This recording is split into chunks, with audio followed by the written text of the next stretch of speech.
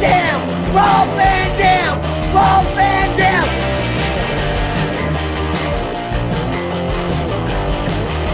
I'm Rob Van Dam. The whole show.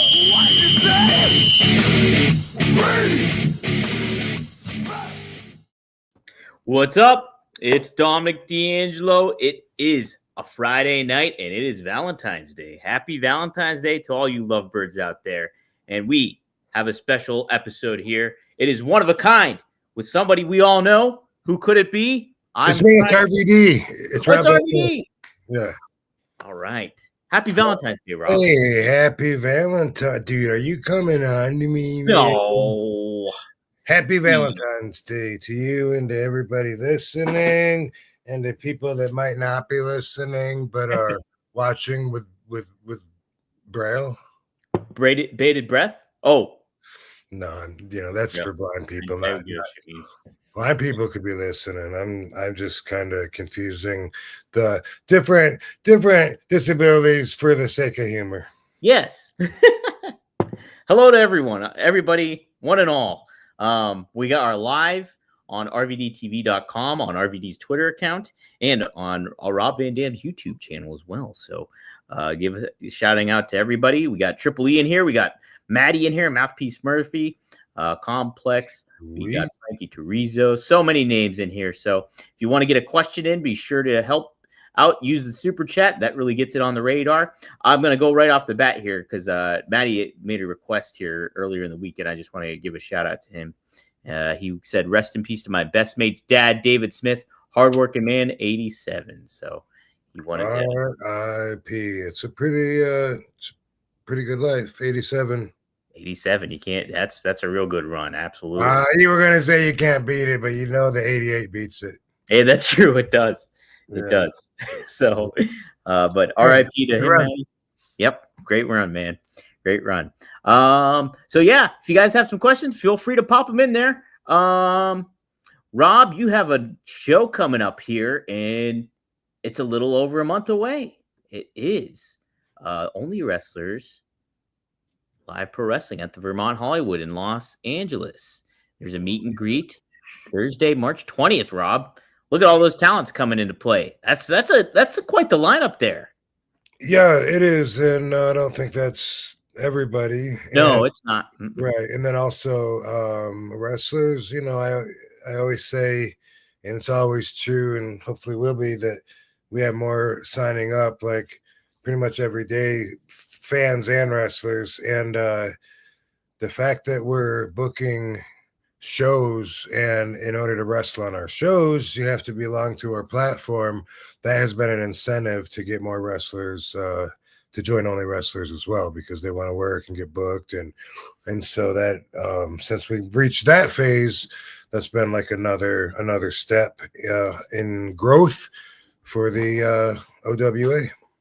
That's great stuff, man. It's pretty fun and innovative, and you got a good lineup already just starting for the first show and stuff. So should be fun times if you're in the Los Angeles area. Try to get some tickets and attend, or you can sign up at Only Wrestlers too, and you can buy the pay-per-view, right? You can buy it streaming on there. Yeah, so here's the way that works. For the same price of buying a ticket to watch the live streaming event on March 20th, that same price, you can subscribe to any of the wrestlers that are on the card that day. So if you subscribe to a wrestler, then you get to watch it anyway.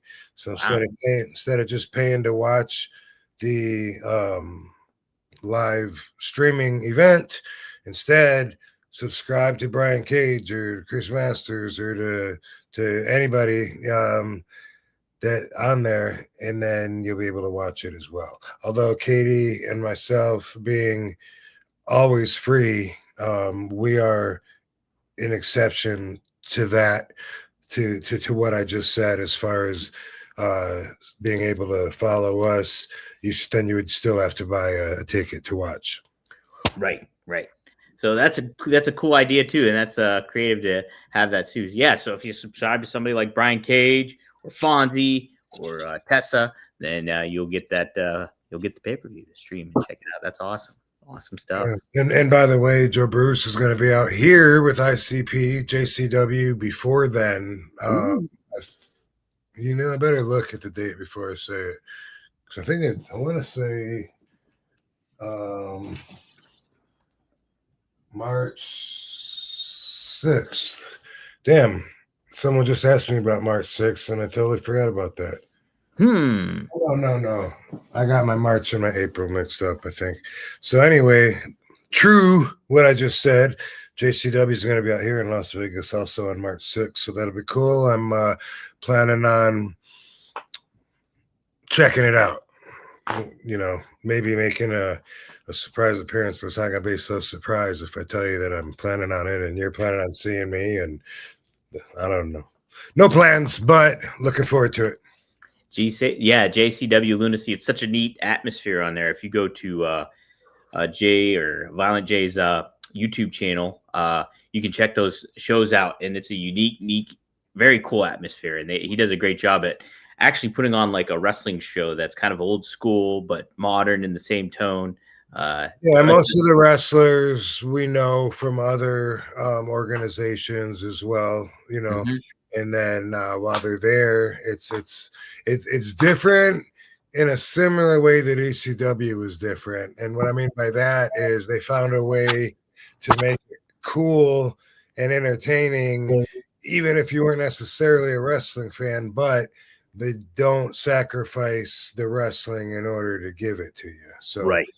So yeah, as soon as I watched one episode that Joe sent me a few months ago, I was like, wow, man, I like what you guys are doing. I like the colors, on the ring, on the canvas, and then the posters and the building, how it matches it. I love the commentary and they're the wrestling ain't bad either. So it's something that's important to them.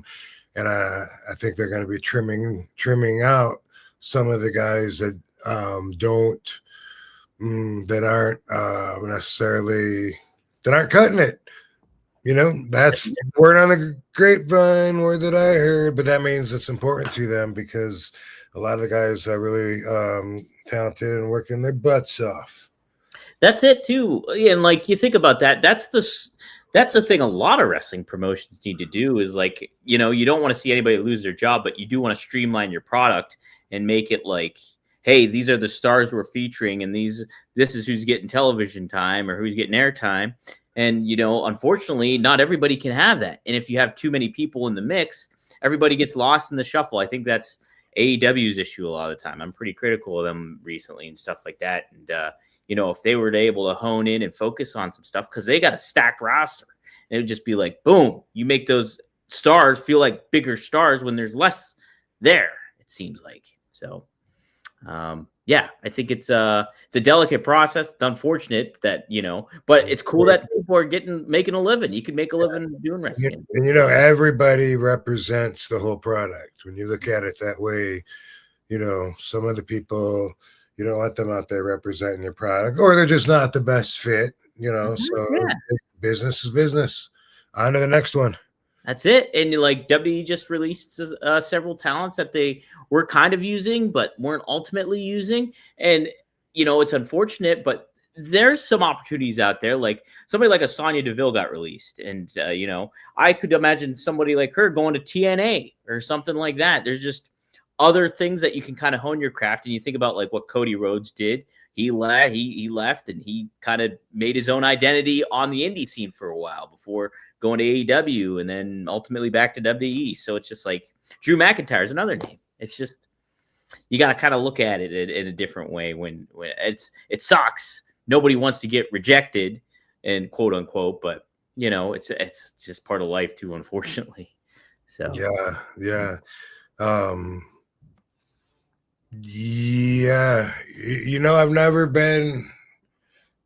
don't think I've ever been fired in my entire life. Just the one time with Impact Wrestling, I didn't have any deal. The last time I was with them, Mhm. When Scott Demore was in charge, it was a daily deal, daily contract.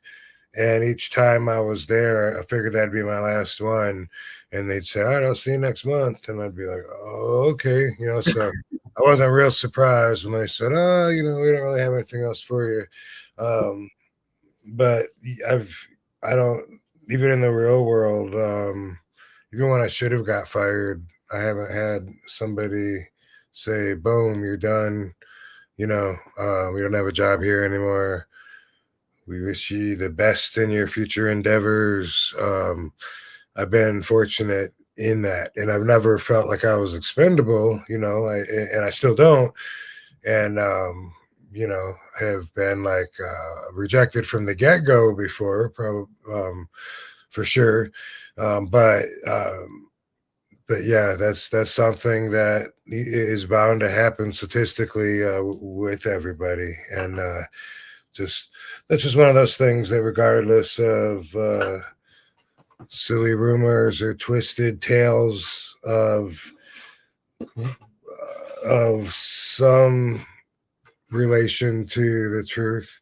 Like, a lot of people think I got fired for smoking while I was driving with Sabu, and none of that's true. Not the firing, not the smoking while I was driving. Not to say I'm above that, but it just wasn't part of the situation at all. And I didn't even get arrested, which is amazing to me, because I've heard me say in interviews that I got arrested. So now I got issues with me. Does that make me a hypocrite? No. I didn't know until recently. So for years I've been like, oh yeah, the big arrest. Yeah, we got arrested. But now that I know a little bit more about the law, there was never an arrest made. It was just all a bunch of bullshit. Man, yeah. Jeez, oh man. I know, what a crazy time. There was something else I was gonna say. Oh, when you talk about getting rejected too, say we early on, like when you're just kind of making your way, more on a primary wrestling product, whether it was like WCW or you're working on a bigger indie promotion at the time or something like that. Did you get like kind of rejected in certain ways by like a prominent name, like a promoter of some sort and stuff like that? And when you did at that young of an age, did it like leave a bigger impression on you, like make you question yourself or certain things like that? Or did you kind of have the confidence still at that point to be like, F you, I know what I'm doing? You know what? I've always felt like I was in demand or a sought after talent. Always, Yeah. since 3 years into my career, maybe even before that. And there was just one time, and that's what came to my mind when I started to say probably, and then I'm like, no, for sure that's happened. And I'll share that story with you. It's not a very well known story, but it also wasn't that long ago. I was wrestling for TNA Impact 2012, somewhere around there. My contract it ran out. They said they wanted to sign a new one, but they were really dragging their feet on putting it together. And I went to see Booker T get inducted into the Hall of Fame, and saw some old friends there. People were like, hey, you ready to come back? You ready to come back? And I'm like, maybe that's what the universe is telling me right now. And they said, well, you got to call Hunter. That's how it works now. 2013, this is, by the way. Might have been 2012. Oh no, 2013. Hall of Fame.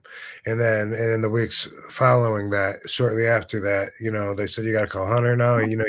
He runs everything, and boom, boom, boom. And I was like, oh yeah. Okay, that sounds great. And I called and just said, yeah, I was finishing up, I think, with TNA, and I was just thinking, and I was just, checking to see if there's a spot for me back there. Always I was sought after. Everyone knew that. And I was always like, I got my choices of anywhere that I can go. I've always felt like that. That's what my ego told me. But also, So did a lot of phone calls. But in 2013, after Hunter said he would talk to creative and talk to people or whatever, he came back and he said, it's a pass. And that was the first time that I'd ever heard that. And I was like, you motherfucker. And, I was like, how personal is this? How much are you enjoying saying that? He probably feels like he owes me because, back in the day, I said some things about him. And anyway, he was like, we just got too many people signed up that we're trying to find room for on the cards that we're obligated to and stuff. And right now we're just like really busy. And I said, all right, that's cool. Just, let me know if you, I said, I know that Jericho just works like part-time with some of the guys or whatever. And if you ever want me to, just work there for a little bit, to help some of the guys out or whatever, then let me know. He says, well, wait a minute. He said, no, I didn't know that was an option. And I said, fuck, are you kidding me? I don't want to work full-time. I can't. I can't. Right. No fucking way I could do that again. No way. And he said, well, Chris tells us when he's not touring with Fozzy, and then we look at the schedule and we have him come in, based around that. If you're interested in doing something like that, I was like, sure. So that's what got me my return run in 2013. I did 66 matches and a 90-day agreement that I signed on for. And then I was off for like a year. And then I ended up signing a 5-month deal and going back in 2014, in which case they had nothing for me there. So I was completely,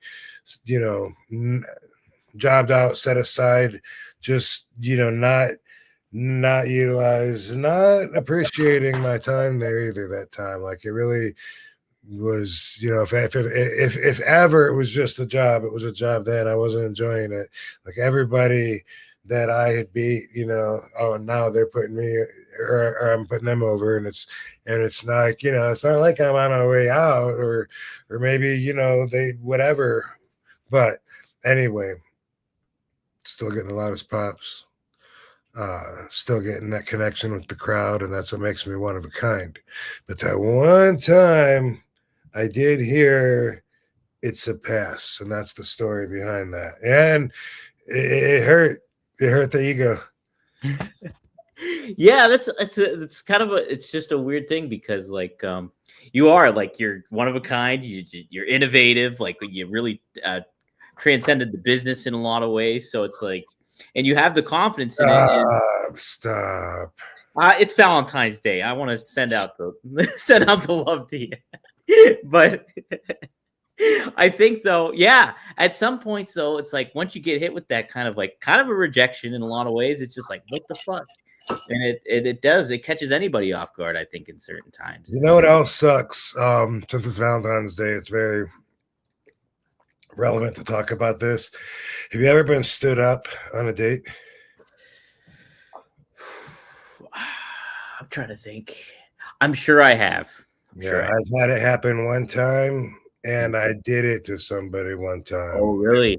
Yeah, and both times I feel horrible about when I think about it, Yeah. Because when I got stood up, I was young, and I was like, trying to date just because I thought everyone else was dating, and I'm not cool unless I'm, unless I have a girlfriend or date or whatever. Just that peer pressure shit. Yeah. There's something about Valentine's Day too, by the way. Younger, we used to always have envelopes on our desks, and then everybody gave everybody so it's the everyone's a winner philosophy. But at least then it was fun. After they took that away, there was like pressure. It was like when I'd go visit my grandma when I was a kid, and she'd say, "Robbie, do you have a girlfriend?" And I'd be like, no. And she'd say, "Oh, no one's steady, huh?" Like she knew how to make me feel better. Right? Yeah. Oh. Yeah, Grandma, no one's steady right Thanks, now. Grandma. Yeah. Yeah, and I know that probably people of all ages feel that pressure when Valentine's Day is up. Hey, if you're not with somebody because you're single, guess what? That's okay too. So but don't worry about hating on the holiday. All holidays are silly. It's just another day. But if you're in between and you're looking for a relationship, then hey, don't give up on that either. It's awesome to have the balance of being with the right person and the person that'll support what you want them to support and be there when you want them to be, and a person you care so much about also, that their well-being is actually your priority. I mean, that's something you can't fake. It's awesome to have. I wish everyone could find it. I believe everything happens when it's supposed to, and it's never too late.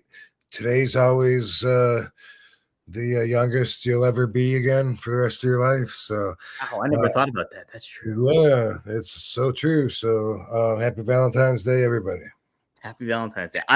Rob, I'm the weirdo that loves Valentine's Day. Like, even if I'm single or whatever, I like it. I've liked it ever since I was a kid. I don't know. Well, Eros was the son of Aphrodite, and he used to shoot the passion into people that would make them fall in love. And holy shit, really? yes, sir. Yes, sir. Yes.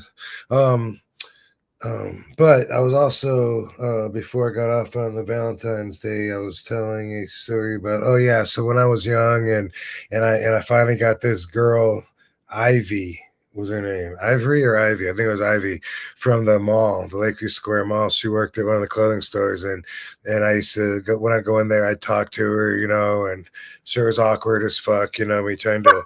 I got to talk to her for 4 minutes that time, and before she got tired of me. But anyway, she agreed to go out with me one time, and then I was really looking forward to it. I think I told my parents and everything. And then when the evening came, she wasn't answering her phone or whatever. It did not feel good. It felt horrible. I hated her. So I can't believe that I did that to somebody. And that was much later in life when I totally knew better, but I didn't mean to. I actually thought that I could, I double booked myself and really thought I could pull everything off. And it was stupid. It was stupid. But I was living in Augusta. Mm-hmm. I was living in, I moved to Savannah, I think. And anyway, this girl was so cute that I was supposed to go out with. And she was getting dropped off at my place, and I wasn't even there. Like, I thought that I could shoot way down to Augusta and shoot back in time, and that was just to try and talk my ex into getting back with me or breaking up with her new fiance, which I've told this story. So stupid. That's another reason I should have just let that go. But my ego said, no, you can't lose this. She can't choose someone over you. You break up with him, and then, when we get back together, then I'll break up with you. That's what my ego needs. Just total asshole thinking. But also, Christina, as I understood, showed up looking gorgeous and waiting. I had a roommate then, and so I'd be on the phone texting and be like, dude, I'm leaving in like, I think 15 minutes, and he's like, you better hurry. Anyway, I seen that girl way later one time, and she acted like she didn't even know me, and I don't blame her. Like she didn't even recognize me, and she knew who I was because she was a fan from before. But I felt horrible, and then when I saw her not act like she didn't recognize me, like I felt horrible again. So I don't know if people have been through that. Probably not just me, but it was a horrible feeling. So that's what that's a lot of wrestlers stand up. Everybody all the time, man, on signings and shit when they don't show up. Yeah. You straight up fucking no showing, standing up their dates, and they break a lot of hearts. Man, yeah, that's true. So sorry, Christina. I still regret it. I can't think of a particular time where I like was stood up on a date. I'm sure it maybe happened, but like there was also there's like mini stand-ups where I kind of could, if I think about it, where it's like I have a good conversation with a girl, I get her number, I get her like Instagram or something like that, or I'll send her a message or something like that, and then like I'm thinking something might happen, and then you get ghosted on that. So That's not the same thing as it. not the same thing, but yeah. So very different, certainly. Yeah, a lot of ways. Yeah, when you make plans with somebody, Yeah, and then you have something when you concrete. ghost them, Yeah. you're pretty much an asshole, right? I mean, there's always exceptions, Hey, my grandma needed me. She fell down and couldn't get up, and I don't know. Right, you could do right, exactly. Something like that happens. There's always exceptions. There's always exceptions for that, for sure. Yeah. Many rejections are more like the oh, I get my hopes up and then they send a message and nothing happens. All right, let's do some super chats here. Frankie Turizo with $5. He always asks good questions. What was the ECW? Oh, you got a run in? No, I just said Frankie. Oh, Frankie. What was the ECW party scene like before it got way out of hand? Do you have any stories of wrestling in rinky-dink buildings earlier in your career too? Oh my God, dude. I hated the small buildings. I think about Jim Thorpe, Pennsylvania with ECW. And that's when I was new there, 96, maybe still 97, but that's when I was introduced to what these guys are all about. And the building itself hung off a cliff, and we always thought it was going to fall because it was so shitty. The dressing room was usually had wet carpet on it. When it would rain right into the dressing room. It was like some kind of, the dressing room must have been some kind of observatory room, because there's like windows and you can go to the window and say, hey, I'm hanging over a cliff, and maybe they could have ate in there. Maybe that was a restaurant when we weren't dressing in there. I don't know, but we always figured that place would get condemned, and that comes to mind. But I wrestled in a lot of like really small places. Wrestled in a church one time. That was forever ago. I think that was Savannah, Georgia, too. Oh. Could have been Augusta. It was somewhere around that time. But anyway, rinky dink, a lot of ice skating rinks. And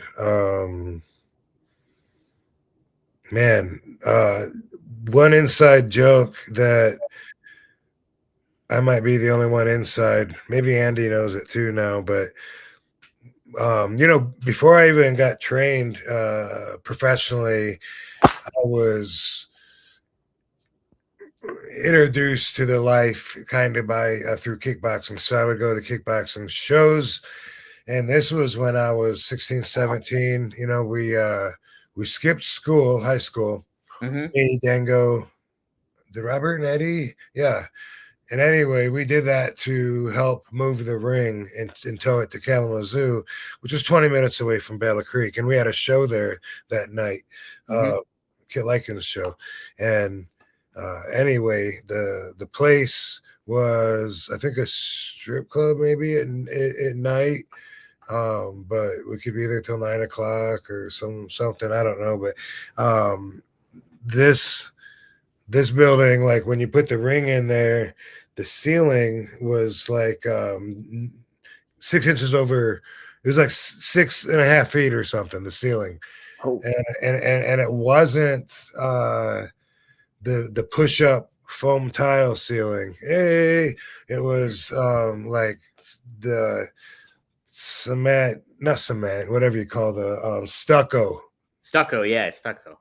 And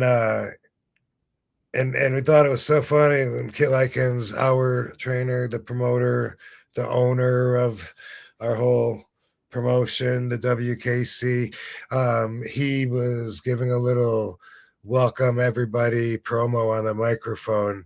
And I remember always that the place was named Peppers, even though it's the only time I've ever been there, because before his fight, he goes, it could have been after, but I think it was before. He goes, "Peppers, it's hot," and he went to jump up and do a spinning kick when he said hot. He goes, and he went out hot, and he hit his head so hard, like he went down into like a crouching position, and crumbs of the stuff in the paint were like falling all over him, and he was like, "Oh!" And we forever would laugh at that. Peppers, it's hot. Yeah. That's pretty funny. Peppers. Knocking stuff out almost. Oh, fuck, that's hilarious. Yeah. How about the party scene at ECW before it got way out of hand? Do you have any stories? Well, yeah. So when I first came to ECW in '96, whoa, hey, don't be trying to roll a doobie here. Do you mind? Hey, man. Little privacy. Is that one empty? You're right. I guess I can light this back up too. In the meantime, what I'm thinking about is we used to stay at this hotel, the first one in '96 when I was there, called the Travel Lodge. Mhm. The Travel Lodge in Philadelphia was a round, circular hotel. So if you walked down the hallway, you would go by the same door several times if you keep walking, which a lot of us would do when we were, fucked up. But that was quite the party scene, and not every floor, I guess 3 or 4 floors for sure, just smelled like weed, really strong, and cigarettes, and we're fairly loud too. So if people ever wanted to stay there, to rest, while they're on a trip or whatever, and they had the misfortune of being there while ECW was there, I feel sorry for them because we kind of like took over the hotel, and of course that's why we got kicked out eventually. That's where New Jack peed on that girl that was a fan of mine that brought me the stuffed bear. That's where that happened. This was '96, right? And so this was like the last year also that I would be expected to stay in a room with somebody else. Oh. Yeah. So one time it was Lance Storm. That's where I met him. Oh. Yeah. One time it was Mustafa. Nothing funny about Lance, really. Nothing remarkable to share about any funny stories. With Mustafa, I thought it was interesting because he wouldn't always do this, but sometimes and when I noticed, it struck me as funny.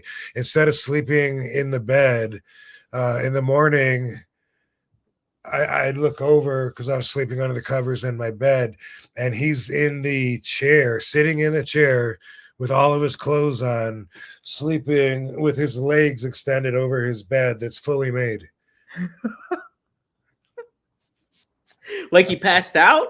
Yeah, like he passed out, but Yeah. what's he doing? I mean, maybe he was in another room partying and came in and passed out. That's definitely what it looked like. But I just thought like, man, the bed is so close.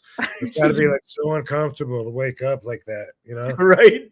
It's like sleeping on the airplane. When I wake up, I'm always like, oh my God, I felt great after my match. Now I'm going home all fucking sore. Forked up and stuff. Yes, sir. Who else did I room with? Damn, I guess I should have left it at that, but I had somebody in mind and I can't remember Did who. Taboo, he had his own room? He sometimes would room with Louis Spicoli or Pee Wee. He would fly Pee Wee in a lot of times and even pay Pee Wee and have Pee Wee stay in his room. He did that with Louis too. Sabu was always overly generous and wanted to try and get all his friends on the card, that he thought were worthy, and that was part of what he would do. But he also always loved being around the boys, and he loved it when other people would come to his room, whether it's to stay and smoke or if anybody wanted to sleep, he would be like, oh sure, the mattresses are used up, but I can throw you a blanket, like that's Sabu. Yeah, that's awesome. He don't want his own room. Yeah, no, it's the socialization process is the cool thing about wrestling, I think, too, in a lot of ways, like being on the road and like getting that experience and stuff. that's a lot where a lot of the memories kind of happen too. I guess this would. What do you think about like wrestlers ultimately like getting tour buses and then kind of separating themselves from the locker room? Like, do you think it's just kind of the natural course of big business WWE and making money, or how do you feel about like wrestlers getting their own kind of tour bus and things like that? Yeah, I think like you said, that's just part of big business. Mhm. For me, I go with the old school rule, that 80% of the job is just showing up to work. Yeah. And Mhm. we do whatever we got to do to make our bookings. Mhm. Katie quotes that to me all the time because she's seen me continue to march forward through conditions where a lot of people would have stopped. We're just like, boom, the flight's canceled. There's nothing else available, tonight. Boom, boom, boom. And I don't care if I got to rent a car and drive to another airport. If I find there's an option, I'm going to show up and make my booking. And I wouldn't do that if I got paid peanuts, then I would go way in the hole. Well, I guess I would still if I was able to on principle, but fortunately I got that worked into my budget because I fuck up a lot. Well, hypothetically, you don't have to dive too much into details and stuff like that. But me not knowing anything about like how bookings go and things like that, when you say if like you do run into a complication where like all your flights get canceled, there's not another available flight and things like that, does that fall on the promoter to help you try to facilitate that, or who is ever bringing you in, or do you take on that onus or responsibility? Well, it's really circumstantial, Okay. right? Um, so if it's a situation where I could have gotten on an earlier flight, and I chose not to, thinking I had plenty of time, but Mhm. then the flight gets canceled later on, and then there's no option. That's exactly what happened on my last trip to Ireland. Mhm. I could have taken that early flight. It just didn't seem necessary at the time. Everything else got canceled. It kept getting pushed back, boom, canceled. I actually missed my whole fucking booking in Ireland. It's like one of maybe three. I can only think of one other one, but I think there's another one as well that's happened. But anyway, not something that I'm known for, and I always feel like I owe them, and I am working on going back over there. But anyway, having said that, it's really circumstantial. Like if the flight is booked by the promoter, and then I show up, and then it's canceled, and there's absolutely no other option whatsoever, well, then how you gonna put the blame on me? You know what I Right. mean? Right. Yeah. But me being who I am, I wouldn't say I did my part. I'm keeping the deposit. If it was like something where I was going to miss the whole thing, of course I would send the guy back whatever he sent me. That's only fair, and he's still going to be out like the plane ticket or advertising or whatever if he has more into it. So I always just look at it from all sides that possible that I'm able to, and make the decision off of that. But there Yeah. was one time one of the worst fuck ups that I can remember happening. I guess it was I'm gonna remember this as I'm saying it. So I'm not really Sure. sure, not sure till I get to the end of it whose fault it is. Yeah. But I'm going to England. I'm booked to wrestle there in England, and then when I show up at the airport, they won't let me on the flight because my passport is only good for 2 more months. And they said there's a rule when you gotta your passport has to be good for a 6 month window after you return from England. And I sat there and argued until finally I think the plane was leaving was or something, and but um I'm trying to book like on other another flight or whatever. Mhm. I never heard of that rule before. I thought it was ridiculous. My passport's valid right now. And then I was talking to, I think it was Northwest Airlines. Are they even around anymore? I don't think so. Yeah. Northwest Airlines? I've never heard Yeah, North. Sabu used to fly them all the time. That was his number one. Anyway, I'm on the phone with them, and while I'm walking back towards my car, and they said, they're wrong. If you want to go back there and tell them they're wrong um, because I'm going through Paris, and that's where when you're in France, France is on this list was where your passport has to be good for 6 months after you return. She said, you're not stopping in France, though. You're just a transient there. And then you're going to England. And England, you're cool as long as your passport's valid. So if you want to go tell them, I said, fuck, do I have time? And anyway, I guess I must have missed that flight and then had to buy another flight to get there to England. And I figured that was on me because it's not their fault about my passport not being up to code of where it needed to be, even though it was a really weird rule that I never heard of. It turned out it was valid, and if I was going to France, that would be a problem. So I had to book. So since I didn't take the first flight, the return is canceled, right? Yeah. So because of that, now I bought a flight there, but then I had a flight coming back out of Amsterdam because I was going to Amsterdam, but now I can't go to Amsterdam, I guess because of my passport. So I had prepaid for an Airbnb and I ate that in Amsterdam. And then my ticket going from Amsterdam to home, I ate that, as well as me buying my own round trip to go to England and back on a completely separate airline just so I could make my booking. And I ate it pretty hard on that trip. Oh, man. Yeah. That's like, yeah, I guess I don't know that necessarily falls the blame on anybody. It's almost like the risk loss of the doing business. You know what I mean? Where that's just like some shit that pops up, and it's just like, man, someone's got to lose. Yeah. Someone's got to lose. That's it. Jeez. Oh man. Yeah, but that happens a lot where I rent different cars at the same time. Like I'll go to rent one. Like in Orlando all the time, it'll say that it's at the airport. And then after I book it, then I find out it's not at the airport. I got to take a fucking shuttle to get to it. So I'm like, no, fuck that. And then I think I'll cancel it later. I'm going to book it Hertz because I know they're at the airport and I do that. In the meantime, I never canceled that first one. So I'm paying for 2, sometimes 3 cars at the exact same time that I can't even use. And sometimes I do get them canceled or get refund, but I'm not really good at that. That's one of those things I'm always trying to improve at, because sometimes you got to make spur of the moment decisions. And when you can just say, you know what, boom, throw it on the card, fuck it, let's go.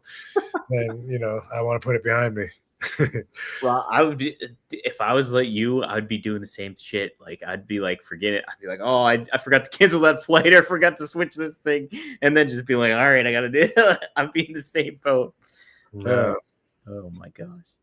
Kyle, I'm going to hold your question for a little bit because it can kind of tie into something since it's a crime or family related question. So we'll hold on to that. Cool. Let's let Kyle take a turn at the crime family concentration game shortly. So Kyle, we'll definitely hold on to your question. Get excited, everybody. I got a new game I'm introducing, and you're playing with me.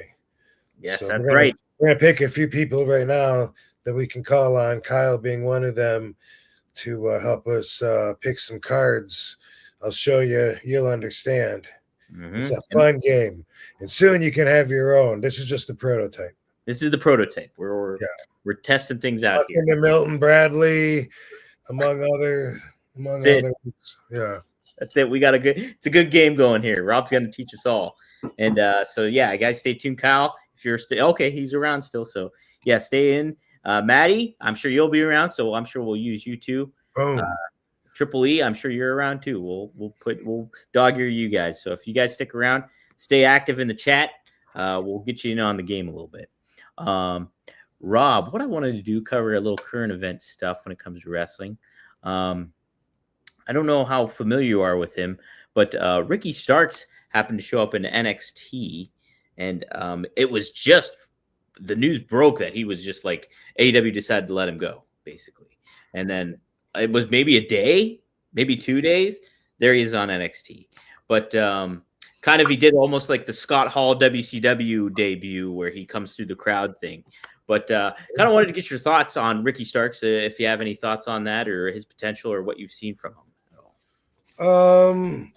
Yeah, I think good kid. Looks good. You know, he's in great physical condition. He seems to love the business. He reminds me an awful lot of The Rock. Mm-hmm. And there's already a Rock, you know, but I feel like the inspiration, like he reeks of the inspiration. Let me just put it that way.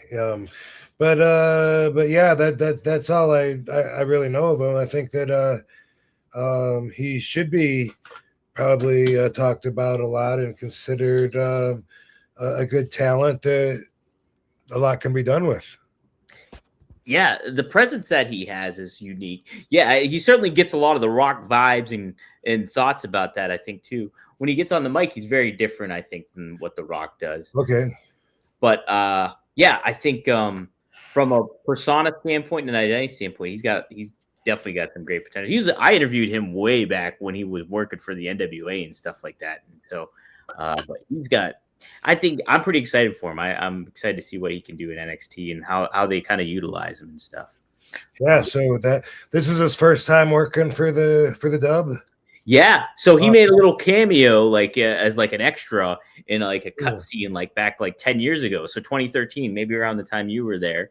But he was in like in the catering scene almost or something like that. But other than that, this is his first go around with WWE. He's nice. Congratulations, Ricky Stark. Yeah, he's tight with Cody. He's tight with Jade Cargill and him are really good friends. And then CM Punk respects him a lot too in the work that he does. Cool, man. I think he's gonna have a lot of fans. Absolutely, yeah. I'm excited. His entrance theme in AEW was sweet too. So yeah, best of luck to him. Another star in the news is Michelle McCool. Actually got a WWE Hall of Fame announcement induction. And so Undertaker's wife, is going to be the female inductee, at least one of them this year in WWE Hall of Fame. What's been your experience with her, if you had any? Well, I remember when she first came in to WWE, we did a promo where we were both stretching, doing the splits in the dressing room, and I think the shtick was we were trying to teach Rey Mysterio how to stretch.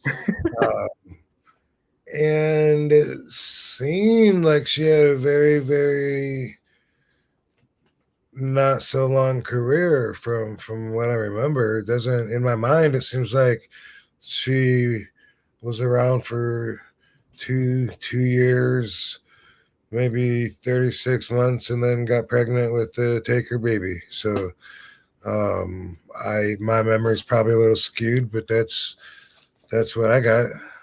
Let's see. I'm looking at her, how long her career really spanned.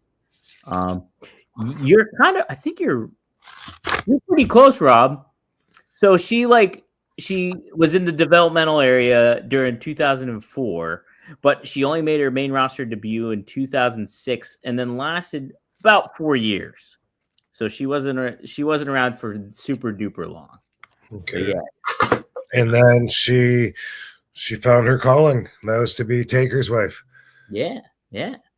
She was a pretty good transitional wrestler during that time period where the women's division was not really focused on and stuff like that. But she added a little bit of that kind of credibility when it comes to the in-ring work for a female wrestler at that time, and stuff like that. So that was pretty notable. And she had that tandem with Layla as Lay Cool as well, too. So there we go. Was she a gymnast or something, or they just had her stretch because she could stretch? Let me take a look here if she was a gymnast at all. Professional wrestling fan. Played softball, basketball, and volleyball.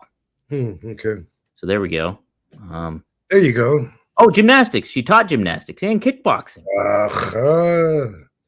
Oh, so okay, here we go, Rob. Too. She also competed in the National Physique Committee Fitness Contest and taught gymnastics and kickboxing. She taught kickboxing at who? Undertaker? Maybe. Boom. Okay. All right, some other stars that are in the news. Demolition.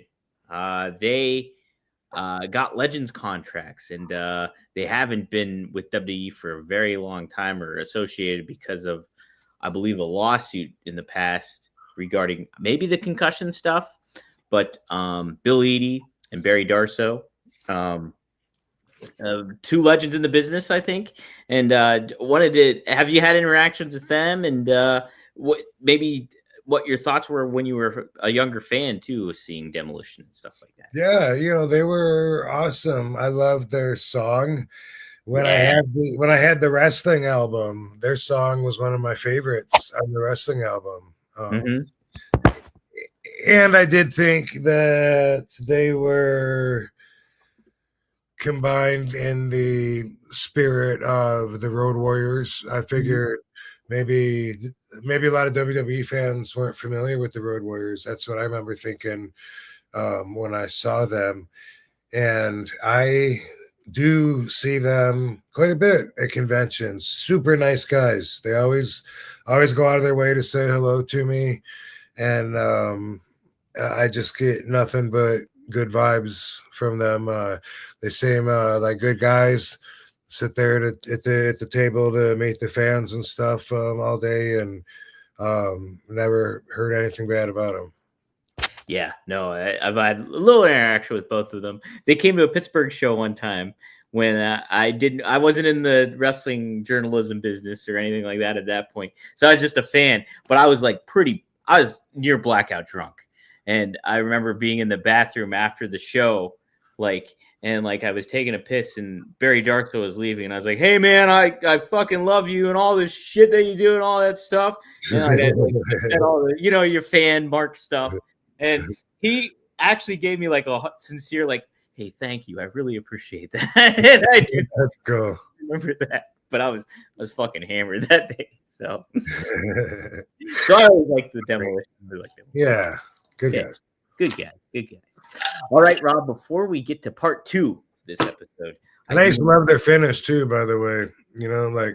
That was I don't want to say ahead of its time, but it just seemed like back then, it really stood out as impactful compared to the style of wrestling they were doing. Yeah, definitely. I like too. Royal Rumble 1989. They were 1 and 2 in the match, and it was a cool, neat storyline. Good stuff. Congrats to them. I hope we get to see them in the Hall of Fame. So, all right, Rob. Before we get to part 2, I did want to air something that's been talked about over the past couple of weeks.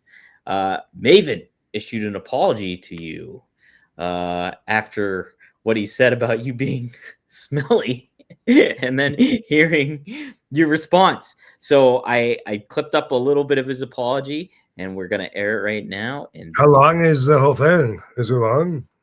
The whole shebang of it all was probably 5 minutes or something like that. Okay. Well, this is just the second part of it. I'll share the link with you, the whole thing again too, if you want to watch it. But here's what I got. Yeah. So here we go. All right. Is standing there looking at my dick and pointing at my dick. Don't worry, Katie. I am not looking at your man's dick. That's yours. And I have all the respect for that, for you. No one's felt worse about this situation than I have. I promise you that.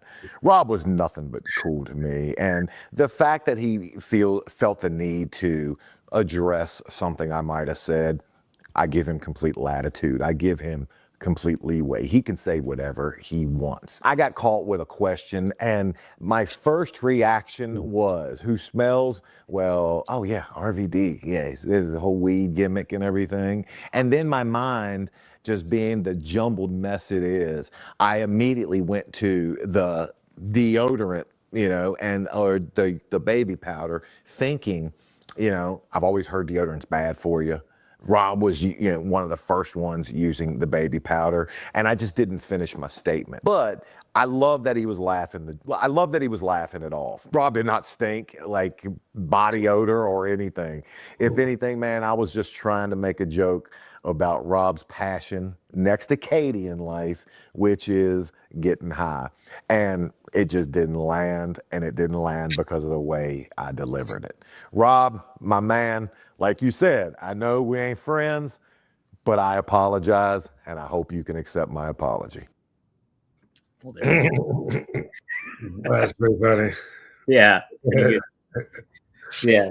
Yeah. Thought he handled it pretty well and everything like that. And you could tell he felt bad about it. Yeah. Some of the comments though, like after you posted it on this, yeah, they some of the ones that I read were funny. So, somebody was like, well, he puts deodorant on first that covers his skin, so baby powder. Puts baby powder on first, so that covers the skin, so the deodorant isn't going to make contact or be able to stick to his armpit. Yeah, I'm sure he does smell.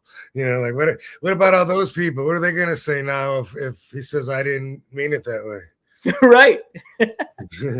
No accountability for the little guys, but there is for Maven. Yeah. So, of course, apology accepted. Maybe we'll get him on sometime. Yeah, I guess YouTube Chris told me a long time ago that he already talked to him about it, and he said, "Sure, we'll do each other's shows." And then my follow-up game is weak.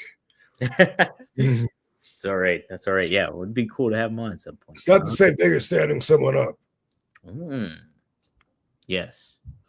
No. Oh, this is interesting, Rob. Look at this. Devin Dowling. He mentions this. On Young Rock, the young Bam Bam Bigelow used baby powder and told Flex Cabana to do it too. That's great.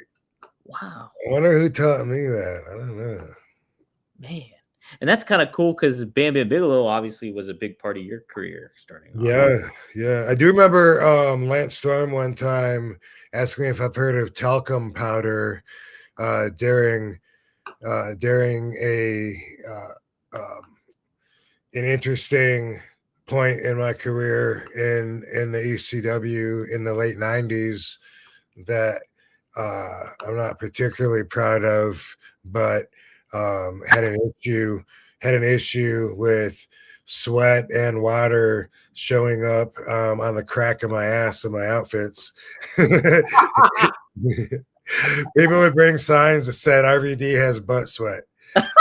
Seriously? Yeah, it's hilarious. Before I learned what to wear underneath and stuff, but then also learned to put baby powder or something on. I think it was Lance Storm that said talcum powder, but sometimes I'll put some down there, especially if I'm going to have the shit on for a while because I'm going to be sweating and I'm going to pour water in my hair and that makes its way down there. Yeah, right? Everything, yeah.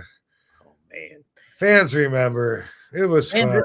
It's so weird, too, because, obviously wrestling's such a visual business. Everybody's looking at what you look like in the ring and everything like that. You got to be conscientious of everything. It's like, so it's what a crazy business. Yeah, after that, I had to have Joe Holland be a little more careful about what color certain areas were painted, like if it's all just like gray, that ain't cool. Yeah. I can't wear gray on my ass. It's gonna show sweat and look dark in the middle. You don't want that. You don't want that. You don't want that. No. Maddie chimes in. Can we please have R-Truth on here? He smokes, hey? R-Truth. I've smoked with R-Truth. It's been a long time.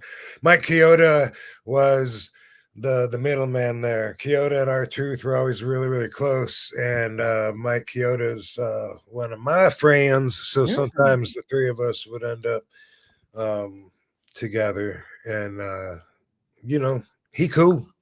Cool. Yeah, I love Mike Chioda. He's great. Let's see what else we got here. Devin Dowling, thanks for the $10. 2 months ago, I went to an indie show. Rhino and Danny Limelight were promoted. They didn't make it, but Tommy Dreamer and Drew Gulak were there instead. Has Rob been an unplanned replacement before? I couldn't imagine you being one of those, right? Drew Gulak. Who's Drew Gulak? He was in WWE for a while, and then he went to NXT, and then he got released. So he's a notable name, but he's not on the mainstream scene anymore too much. Okay, and who's the other one? Limelight. Danny Limelight, he's great. I've seen him in MLW and stuff like that. He's a very athletic, and he's good on the mic. He's kind of almost got like a good Jacob Fatu. If you ever seen his promo work, he's kind of like that in certain ways. So okay, I can't think of a time, but I am probably missing out on something. I don't know. I know of times where people have gotten a hold of me for that reason, both to wrestle and also to do signings. I've had people reach out to me and say, "Hey, I had Mick Foley booked, and now he can't make it last minute. Do you happen to be available?" And I've had those offers come to me. I don't remember anything ever working out though. Yeah. That's it. It's like you'd think promoters got to rush around and figure something out. But you're like you'd be the primary name I think they'd bring in before. Oh, we got to think of something else before Well, I mean, a lot of that, to be blunt. Hey, that's a T-shirt somewhere. Can I be blunt for a minute? Ooh, we could make one of those. Something like that. Yeah. To be blunt. But I mean, it's it's a money thing. If they had somebody booked that worked at RVD's rate that wasn't going to make it, and I'm available, then hey, boom, now we can do it. Yeah. Oh, that's true too. Yeah, that's a good point. Yeah. Maddie asks this. Thanks for the $5, Maddie. Help! What can I do about weed sweat? Mando looks expensive, and I don't want Maven looking at my dick. Maven's Perry Saturn interview was cool. Maddie, you fucking crack this up. Weed sweat. I don't know. I'm not really familiar with the weed sweats. No. I think baby powder can be everybody's friend, but I also never get the munchies. That's something that I'm glad I don't, but it's something where like it seems to me silly for everyone else to talk about it like everyone has it just because I don't have it. You know what I mean? Yeah. I don't know what the percentage is of people that don't get it or whatever, or if there has ever been a study done to find a percentage. But it's just like with eating in general, like for a lot of us, if we have no food, it's no problem. For other people, they're starving to death. And a lot of people naturally would be fat if they didn't work hard at it. A lot of other people naturally would be skinny if they didn't work real hard at it. And we're all different in that way. And that makes our agendas and what we have to do to take care of ourselves tremendously different, opposing, the others to-dos. So like Katie gets really hungry, starving, and for me, I got to work to eat. I can fast, no problem, and I do. Yeah. I fast all the time. On most days, I fast for like 12 hours, but it could easily be 15, 16, and that's without even really trying. That's just being lazy, and I'm like, oh wow, I haven't eaten since 9:00 last night, but if I wanted to really get the benefits of fasting and stuff, it'd be so much easier for me than someone that's always starving and that gets the munchies when they smoke.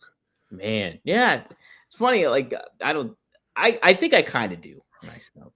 I don't smoke that often, but when I do, I think I do. But yeah, it's great. I mean, like we always say too, and you always say, like everybody's different. Everybody's body chemistry is different, and how they react to things. So, speaking of body chemistry, I'm going to do a little ad read here. Maddie just mentioned it, is Mando.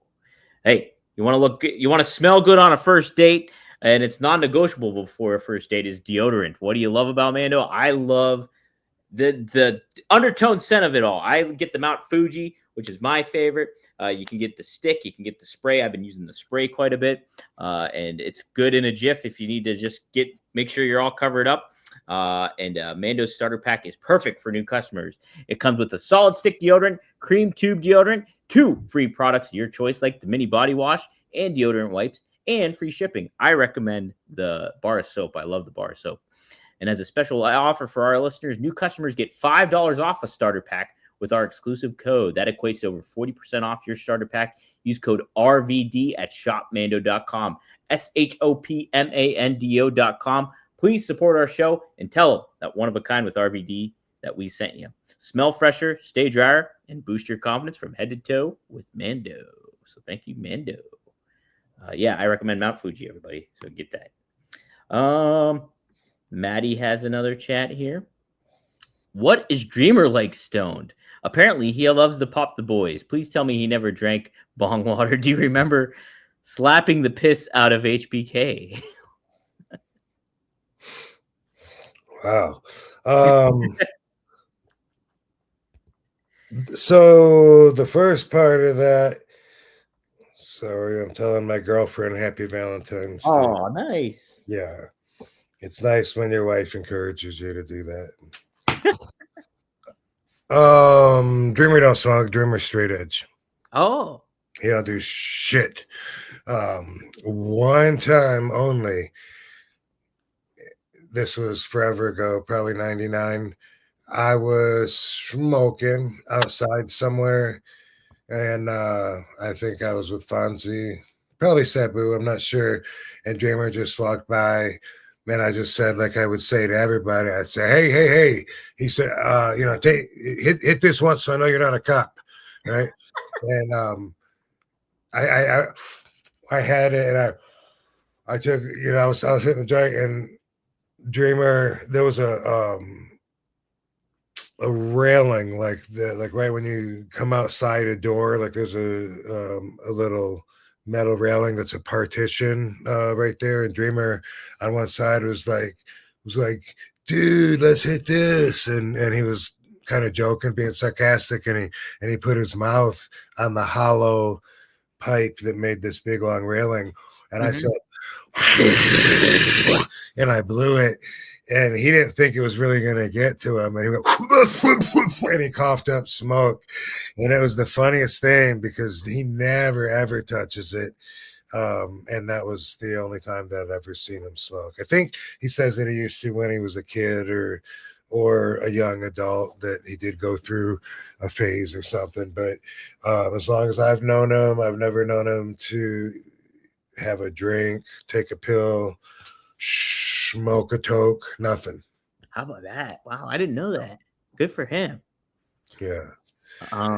Triple H thing, I know it must have been in a promo somewhere. I don't. I remember wanting to thing. I do remember wanting to. Yeah. And what was the last part?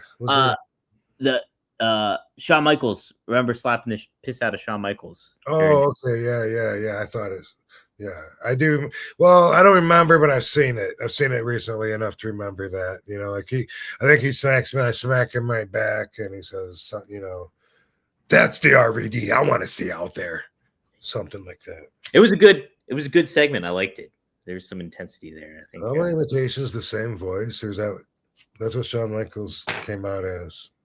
I want my money back. It kind of had an undertone Paul Heyman to it. Shawn Michaels. Anywho, we'll cover Seth's question here before we get to part 2. He said, speaking of sweaty singlets, I know you started in trunks, but have you ever wrestled in tights? Yes. Yep. And there's footage of it. The match from me and Sabu in Vermont that we've seen where Abdullah the Butcher told us that we were going into business for ourselves, and I learned that term. I had blue trunks there. She gave me blue trunks. They were so tight that we had to put them in water to put them on, and that would make them stretch a little bit. And he taught us like that's what everybody does. So as far as I knew, that was the way, the wrestling way. And I did that for,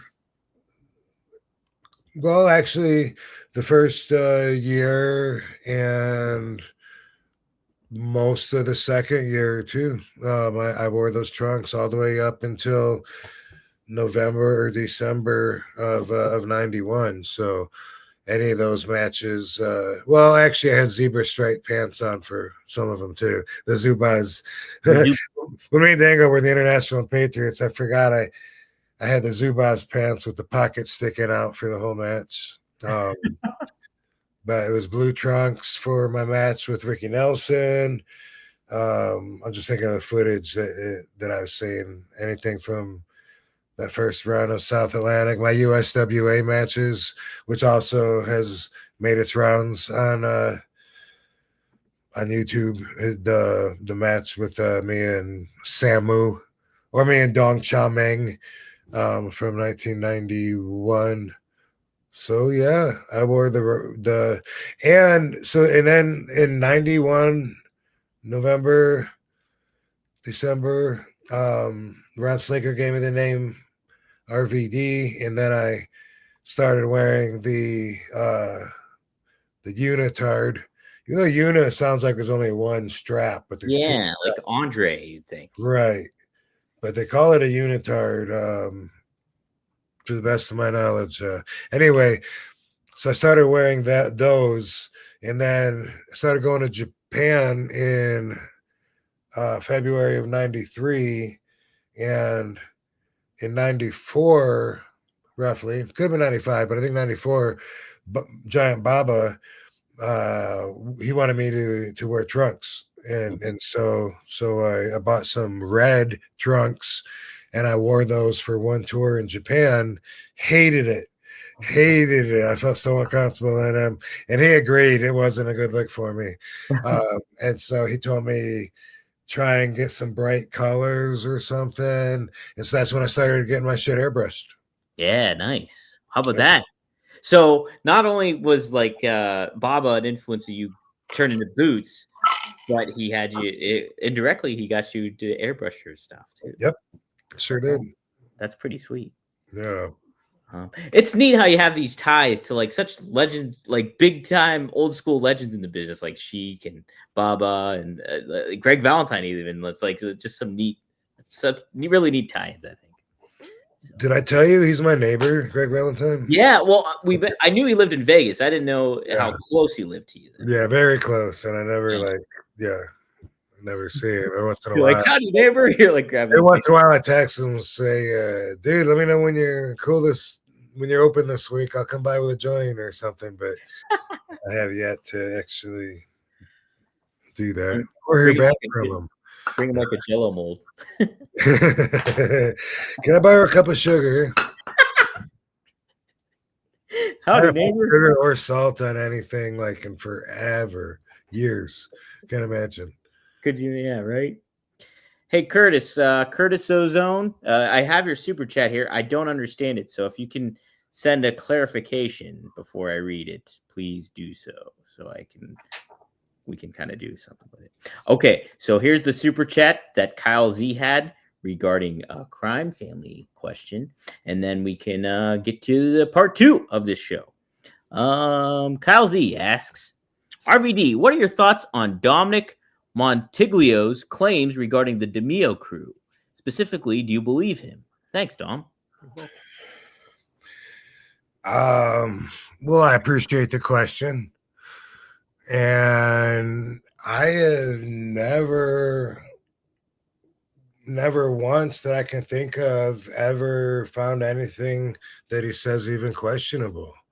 I do believe him, and I can't think of anything that he said that would be contradicted anywhere else, or that he would be capping on. So, I think about him given the whole story basically for the murder machine, and think about when Paul Castellano was going to be the boss instead of Neil Della Croce, and he talks about being up in that window with the orders to shoot anyone that comes out of the building unless his uncle knocks on the door first.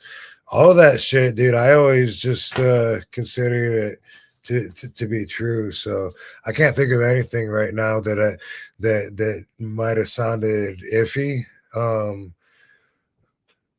It seems like maybe towards the end, like towards the end of his story, like him and his wife moved to California and they moved back. They kept moving, um, and some of that, I don't know, it seemed weird how he could just show up any town and then all of a sudden, land a job making tons of money doing something shady, protection or drug dealing or whatever. I don't know. Some of that might have been a little crap, but specifically on the DeMeo crew, what he said about everybody, I totally bought. And I would recommend that. We already talked about the book, The Murder Machine. He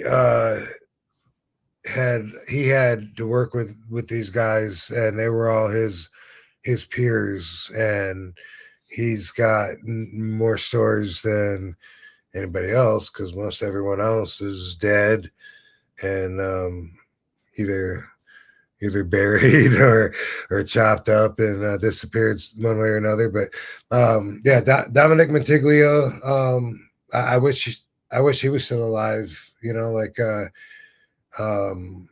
I think that he was a hidden treasure full of information, and I wish that he could have done more interviews than he did. So I believe it, though. To answer your question, I found him to be very credible, and as I understand history, most of it matched up.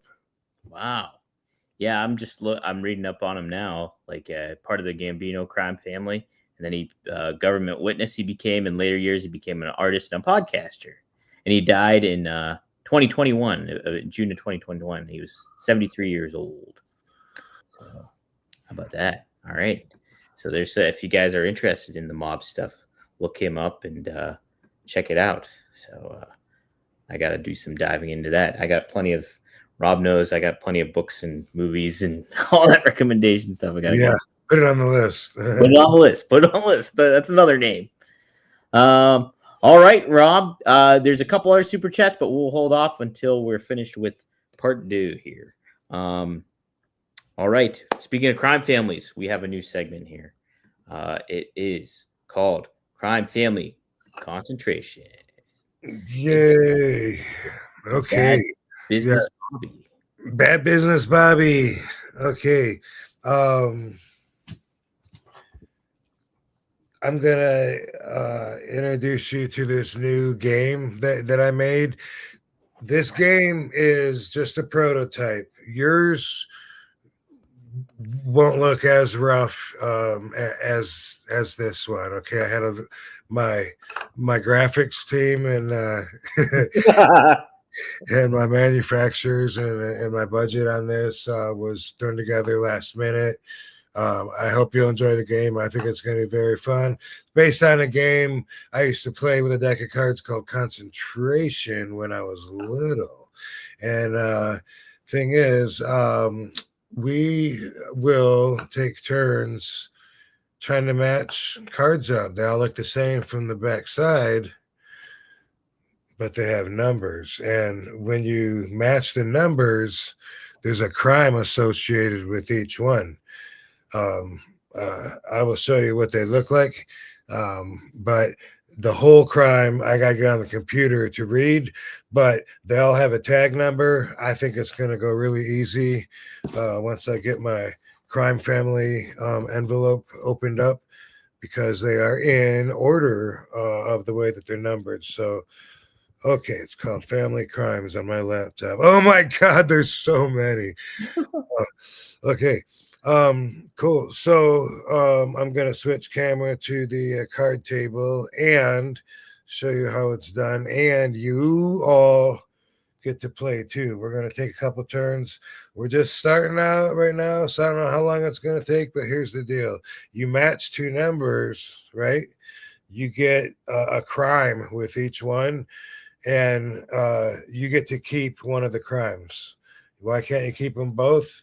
Well, hey, because it's an odd number that you need to win. The first person that has 5 crimes, you get to cancel the Bobby Fulton Chillicothe Crime Family show. But you would think, well, when you have 2, when you pick it, it's got to be an even number, right? But not only are you picking one, but also, unlike the game of concentration, there's something special here because you could be lucky enough to get a match with the Joker cards. And the Joker cards are the Missy Hyatt get out of jail free cards.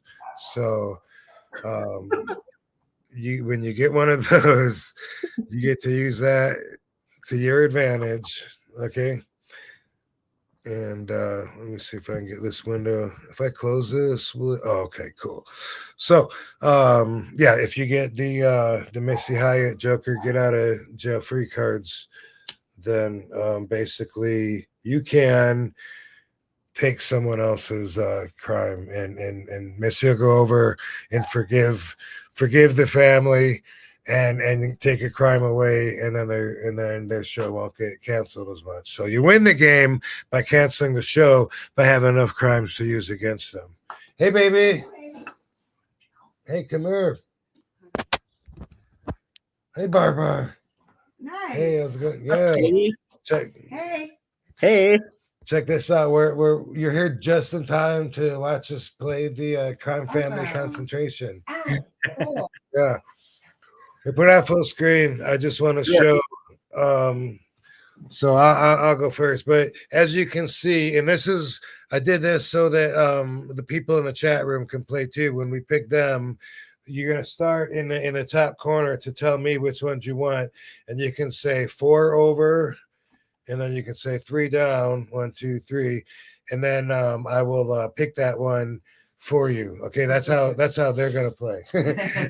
For me, I'll show you how it is.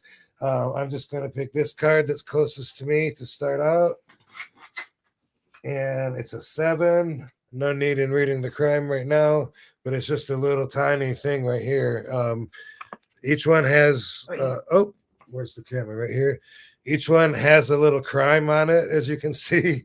Ooh. Yeah, each one has a little crime attached to it, but it has a number that I can read. So if I get another 7, then I'm going to be able to get those crimes and charge one of them to them. Oh, I got a fucking 7, dude. Whoa. Wow. Now this looks rigged. Okay, well now you get to all right. Well, okay. Crime 7155. Let's go there right away and see what we got. There's 7155. It was that easy. That's this one. Okay. Now, but can you see? You can't see this though, can you? I can't see the crime or nothing. No, I just see the card table still. I wonder if there's a way that you could see. Probably not, right? Because if I switch the setting from the card table, it'll just go back to me, my face. Yeah, I'll just go back to you. Yeah. Okay. All right. Anyway, this is from Josh Withers. Maybe next week we'll find a way to show it on the screen. Yeah. Yeah. This is the prototype. Okay. But it says Bobby pulled a box cutter on Dylan in the locker room a few months ago. I'm not sure that they weren't working, but Dylan got roughed up and called the cops. Okay. The other one that I got is that one's 7155. This one's 7236. Let me go to 7236 right there. This one says, oh, this is Bobby. This is Bobby talking about me. So they're not all okay. He was told unless he lower his rate, we could no longer work with him. He says he absolutely refused, stated he's not to lose. It's for the promoter to lose. And with that, we parted ways after 2 years of keeping him almost employed every month, if not every other month. He's upset. He's not receiving that amount of work anymore. Okay, so on that, no, they didn't say they'd no longer work with me if I didn't lower my rate. I told them I'll no longer work with you if you try to lower my rate. I said, let's just quit working together. If you can't afford me, no problem. He stated he's not to lose. It's for the promoter to lose. No, I said I don't take a risk with the promoter. And we parted ways after that. No, we should have, but you booked me 2 more times and shorted me, motherfucker. He's upset. He's not receiving that amount of work. No, I'm not. I would never work with you. I'm glad I'm not working with you. And I'm getting every bit as much work as I can handle right now. I'd rather be not busy than be busier. So none of that's true. But okay, well, I'm keeping both of those because they obviously oh no, I can't keep both of them.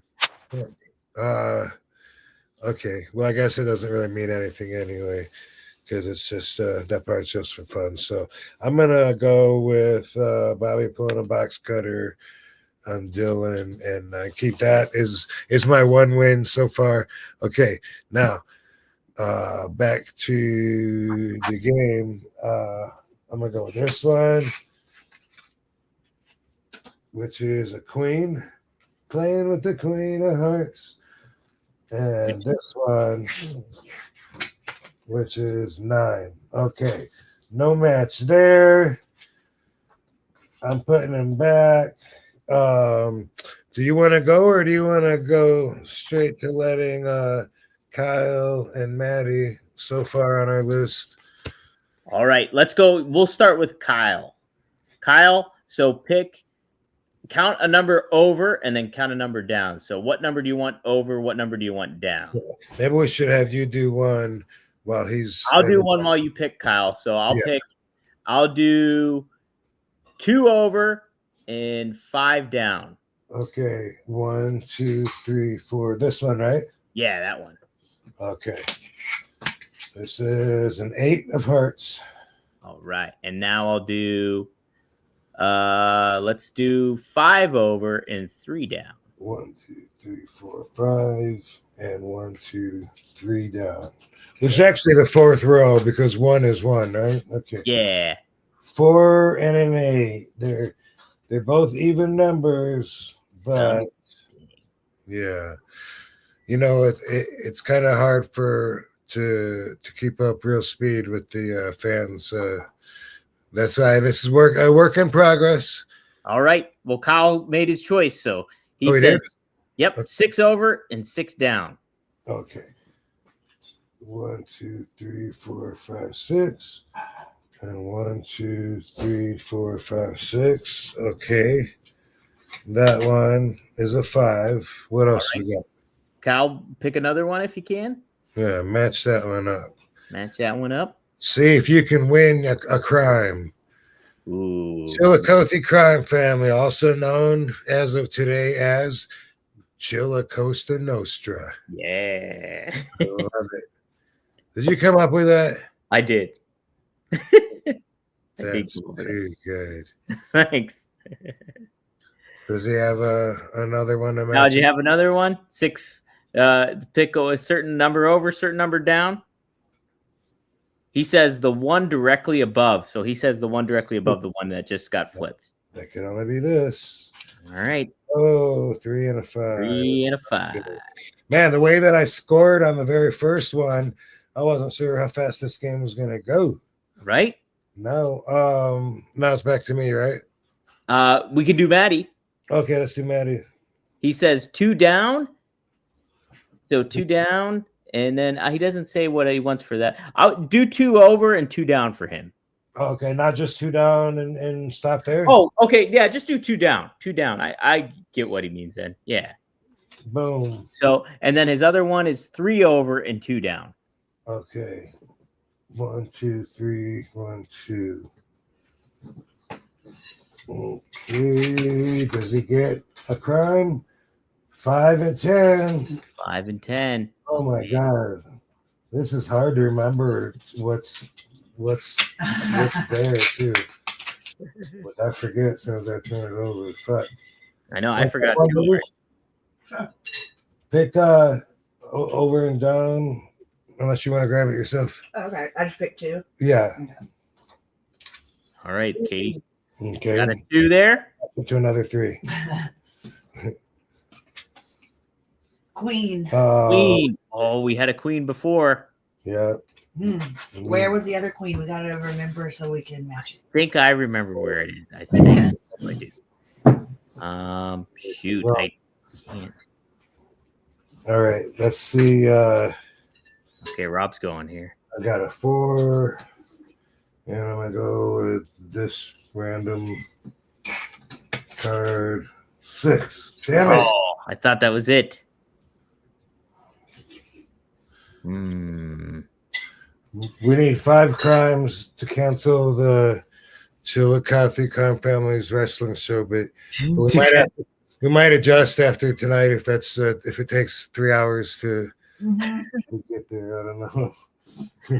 Maybe we do 3 if you get 3. This is a prototype. What'd you say? Use less cards? Yeah. Use us cards. Maybe that. Well, I thought of that, but believe it or not, I have so many more crimes. So many crimes. Yeah, like this is not even nearly all of them. I got them in an envelope. That's great. Yeah, and I try not to use ones we talked about already, but some of them might have snuck through. Matter of fact, a lot of these I didn't filter, so I should say that. I don't know. Some of them could be claims just on Facebook that someone made that may or may not be true. I should say that too. But it took me so long. There was so many that after a while I was not able to blow the picture up on my phone to see what it was. If I just recognized it as a screenshot or a Facebook page, I was just like, okay, I'll take that one and that one and that one. So we might both be surprised when we start reading some of these crimes. Yeah, how about it? All right, I'll go all the way over. So the top corner one, all the way over. Yeah, that one. And then we'll go all the way down on the bottom, the complete opposite one. This one, right? No. If you just go down where down is, go all the way down, like diagonal, completely diagonal across. That one right there. Yeah. Okay, Jack and an 8. Oh, an 8. Yeah, this game is harder than this. This is a tough one. Kyle, you want to pick another one? Pick another one, Kyle, if you can. Maybe how about anybody that wants to fucking anybody that chimes in, we'll start doing that. Yeah, this is all for research. This is like I said, got a big meeting with Milton Bradley about the board game of the Crime Family concentration game. That it's a little late for Christmas, and I apologize. That would have been great gifts, but we're still gonna do what we can. Maddie says 7 over and then 6 down. 1, 2, 3, 4, 5, 6, 7. 1, 2, 3, 4. Oh no, there's only 5. Uh-oh. Go with that one. We already took the other one. Oh, okay. That's an ace. That's an ace. Then he says 6 down and 9 over. Okay, 1, 2, 3, 4. There's only 5 down. I don't think that one will work. Let's see. Unless I do 9 over first and then 6 down, maybe. We'll see. 1, 2, 3, 4, 5. He knows that. He already done counted. Knows there's not enough. He's just doing 69 just for fucking with us. Just for the laughs. All right. He says 4-4. So 4-4. So 4 over, 4 down. Okay. Okay, man. 4 over and then just 4 straight down, or 4 no, down. you said 4 over and 4 down. Yeah, 4. So that one that was and that would go with the other card. Well, that one is 6, so let's pick another one. We already know that much. Yeah. So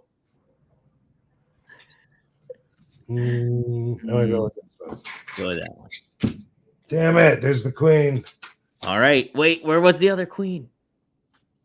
Right, let's pick that one now. I don't know. Was that go 2 below the empty space there? This one? No, where the empty spot is. Oh, here? Go 2 below. Yeah, flip that. I think that was that the queen. Might be off. Ooh, close. Dang it. That's a jack. Yeah.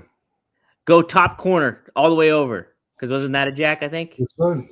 I think it was a jack. Oh, Yeah. what a match! Good job. Thanks. All right, let me read what crimes you get. All right. Here. Okay, so one of them is 7147.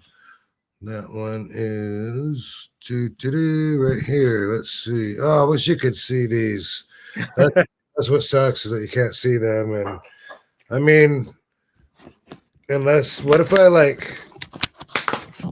it'd be stupid, but what if I put it like this under the camera? Can you see that or no? We lost the visual.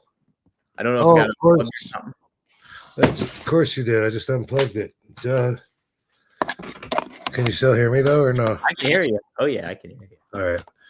Let me put that back in. Did it come back on yet or no? No, not yet.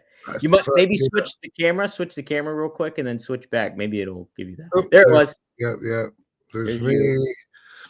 And then is that. There's the table. There we go. Okay. So anyway, we got to figure out how to get it so that you can read the cards too. But you got, so here's what you got.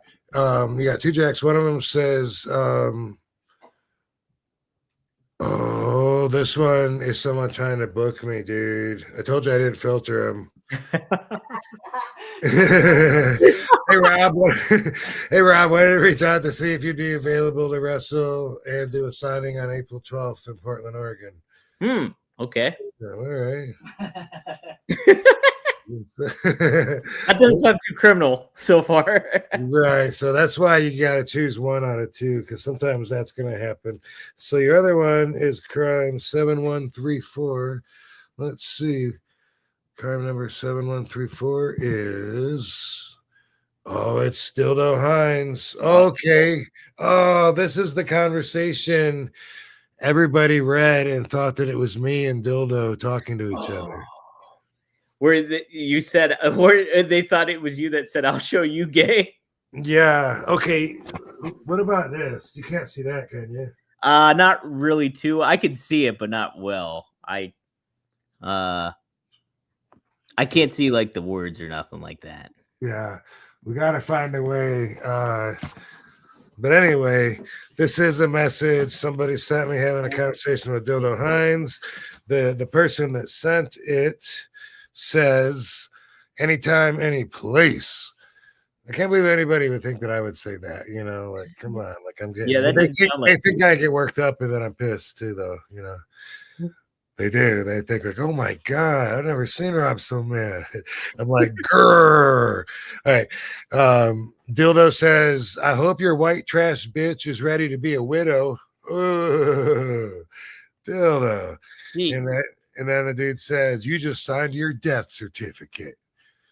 And then Dildo says, I signed yours. I'll make sure you and your love, Greg, are together forever when I send you both to hell. And then dude says back, come on, bitch. Go take your meds. Your whole family knows you're nuts, including your father. Oh. Dildo says, this one's good. Dildo says, nah. Dude says, oh, yeah, I got witnesses that can contest. Dildo says, they know Greg is a gay-ass pussy, and you are too. And then, do you know what the next line is? I'll show you gay. I'll show you gay. Can't speak to Greg. I haven't. Okay, so that's it. So that's your Yeah, I'll take that one. yeah. And that's crime 7134. Did I pick one of mine? Well, I'll just take. Oh yeah, I did. I just can't remember which one. I think it's that one. Okay, so these guys are out. I guess I'll put it on me to read the next one. Maybe that'll be more entertaining. Okay, so you go again. Oh, I go again. Okay. Just do 3 down. This one. Yeah. Oh, And then do. Let me see. 1, 2, 3, 4, 5, 6. 1, 2, 3, 4, 5, 6. Do 6 over, and then 3 down. this one. Yeah. All right. Oh. 4 and 10. Son of a beast. 4 and Fortunately, 10. match. Does anybody in the chat room have Anybody in the chat room want to shout out some numbers? or do they have any are they hating it? Do we have people on Twitter driving, listening, saying this sucks, man? No, so far I haven't heard anything bad. People are laughing. Maddie's loving it. Maddie's Okay. loving it. Pal's Yeah, digging man. it. Just wait. You guys will have yours soon. Camp says 5 over and then 1 at the very bottom of that row. So 5 over first. 5 and then all the way down. Flip that one. Oh. Boom. And then he says, so go all the way bottom and flip that one. Same row. Yeah, same row. Where was that ace? I saw that other ace. The 5. I think I know where that other ace might be.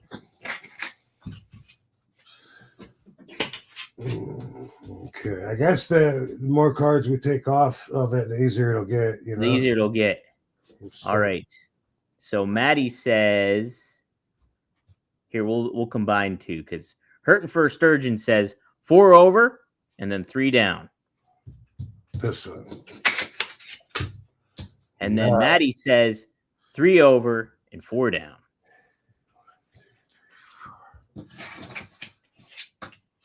Oh, 2 a derivative of 9, yes. derivative. Equal, no. So Steve Soleil says 2 over, 2 down. Are those 2 different ones, or is that one selection? That's one selection. Right. At least I think so, because he just said Ooh, 20. 6. 6. All right. And then Candido Fan says 3 over, 3 down. That's this one. That.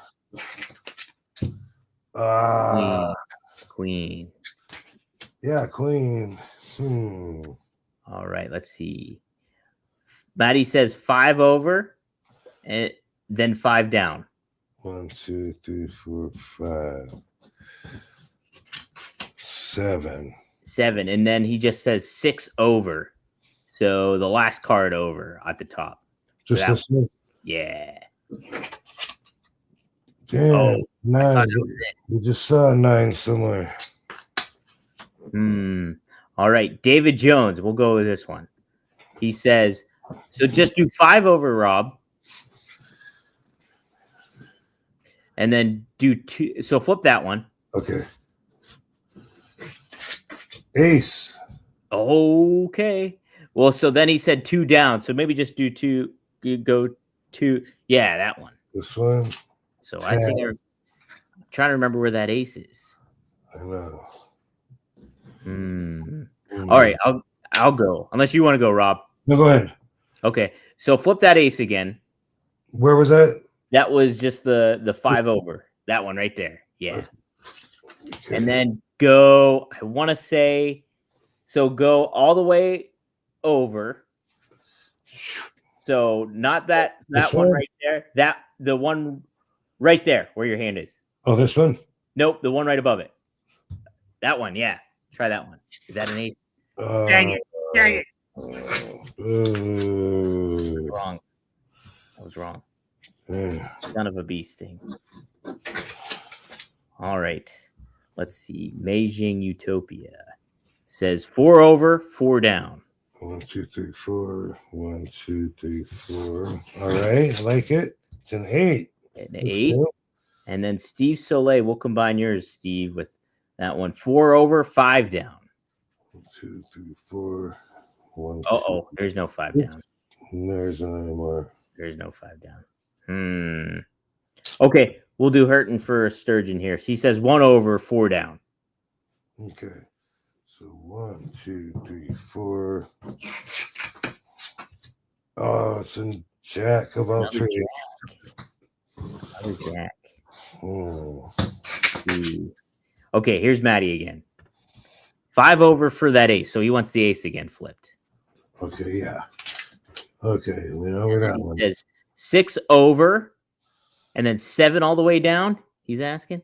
So Well, there's 6. So 6. Wait, that would be 7. That because that's in total there's 6. So it would be the very bottom one he's talking about. That one right there. Oh, look at. Ooh, no. Damn it. Okay, here's Triple E. He's got one here. He says 3 over. First pick.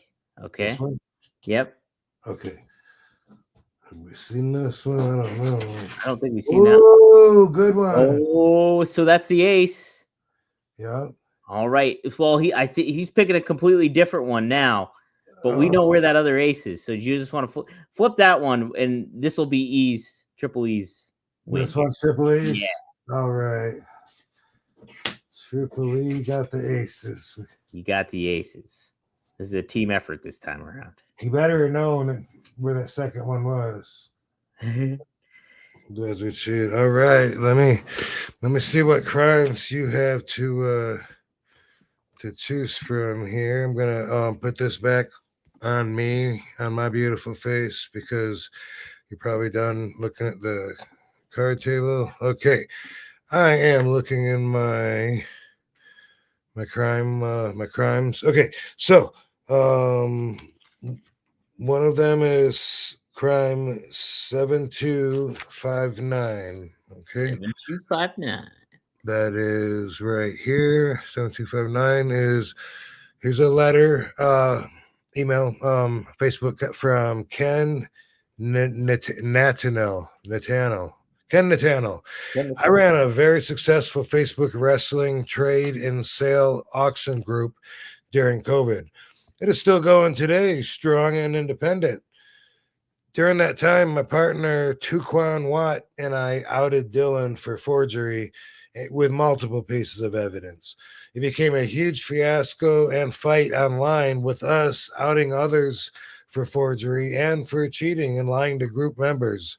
Guy's an absolute scumbag and always has been.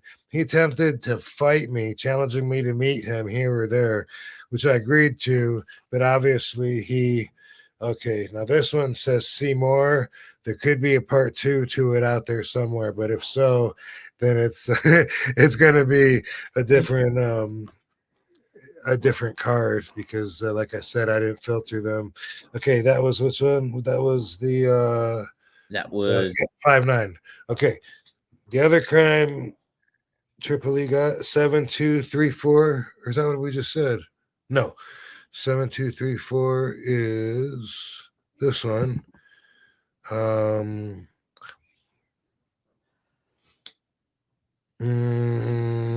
I don't think this is really a crime. It's from Time Warp Ashland. For some reason, they sent it.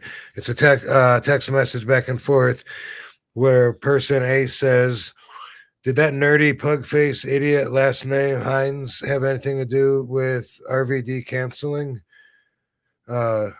Person B says, yep. Person A says, lucky guess, LOL. Person B says, his day is coming. Person A says, I would like to punch him and break his glasses. Same dude that trash talks WrestleCade, but then he's walking around the hotel hanging out. I've heard he's a piece of shit. What happened? Person B says, he's probably top 10 worst humans I know. Person A, I don't think he liked the pig reference. And that's all I got of that one. That's all I could screenshot. Some of the conversations were too big, and I didn't know how to include them in this prototype game. So I guess the first one is more of a crime. More of a story. Yeah, more of a story. Although the text correspondence is pretty fun too. Yeah. How do you? I mean, Triple E, you want to go with the first one or the second one? Let us know in the chat. Yeah. In the meantime, unless they change, I'm gonna give him the crime of the auction stuff. All right. Well, I guess go again since you got that fucking score. You go again. Matt, yeah, Triple E, pick another one then. Let's see here. Well, you know what? When all of us get 5 crimes, we can cancel the show because right now we're at 3. We're at 3. So okay, 2 more then. We'll all just play together, unless we get the Missy Hyatt get out of jail free card that can be used against us if the crime family wants to use that to get rid of their crimes. Okay, they are out on the table. Okay, let me put this back on them, but I gotta find the window first. I got so many windows. This is a team effort. Anybody that says some numbers, we'll go with you. Yeah, we need 2 more crimes, and we can cancel this show. We can cancel the show. Hey, didn't I have a doobie somewhere? What the fuck? Oh man. All right, Triple E picks another one. He says 3 down, first pick. So 3 down. Someone took my doobie. Okay. Oh wait, ashtray. Clue. Oh, we lost it, Rob. No, we did. Okay.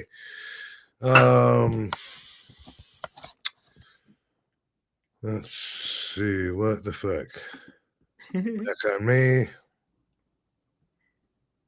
No. FaceTime camera. We're getting there. I don't know what I did because both cameras are plugged in. Oh, this button says start cam. There it was. There it was. Duh. All right, here we go. Back on the cards, please. Back on the cards. Okay, so 3 down, he said. Well, it looks like was an earthquake here. Let's see if I can make this a little more level so I don't throw off your concentration. Okay, you said 3 down? 3 down. Boom. That one there. Yep. Flip that, baby. 10. 10. And then he said, where's his chat at? And then 4 over and 5 down. Okay. Ooh. One. Do we count the empty one or no? I think you count the empty one. Okay. And so 4, 0, 2, 3, 4, and then 5 down. So the last one there. I don't think that's a 10, but all right. Let's see. 8. 8 crimes. Right. So hurting for a sturgeon. He picks 5 over, 3 down. All right, let's do it. Let's pick. You said 5 over, and we do the empties. Do the empties. Yeah. Do the empties. I don't know. Yeah, do the empties because it counts for all the rows then too. Okay. All right. Okay, so 1, 2, 3, 4, 5, and then what down? And then 3 down. This one. That one. Here we go. 4. And 4. We got another one here. Let's see. Did anybody else pick some numbers? I'll pick. Do 2 down. So up from the top, 2 down, up. Oh, the other way. I'm sorry. So where down is, flip it right beside where the down is on that one. Yeah. Yeah. What is there? Ooh, an ace. Okay. All right. So shoot. All right, we got another. So Meijin has 2 picks here. So that he says 4 over, 4 down.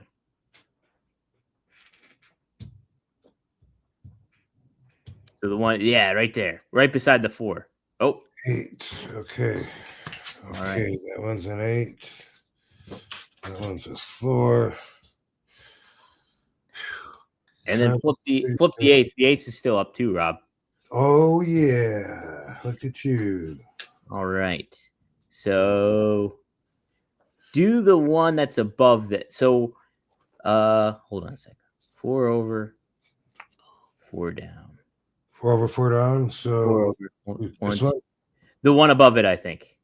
This one? Yeah, that one. So that's so 7 over, then they say. 7 over and 4 down then after that one. Is there 7 spots? I don't think so. Let's see. 2, 3, 4, 5, 6, 7. Yeah, Oh, I okay. guess so. And So, and then 4 down. That one right there, yeah. be a match. Oh, so close. What was that one, Rob? Was that a 10? Yeah. I'll let you. Okay. Longer So next. keep that one flipped, the 10. Okay. And then I think the next one, it's the down is, I think the first one down is a 10. This one? Yeah, I think I might be right. Maybe. Oh, close. Oh, that was a 9? Dang it. This is a tough game. Let's see. No, we gotta find 2 more crimes. All right. David Jones, go 6 over and then 6 down.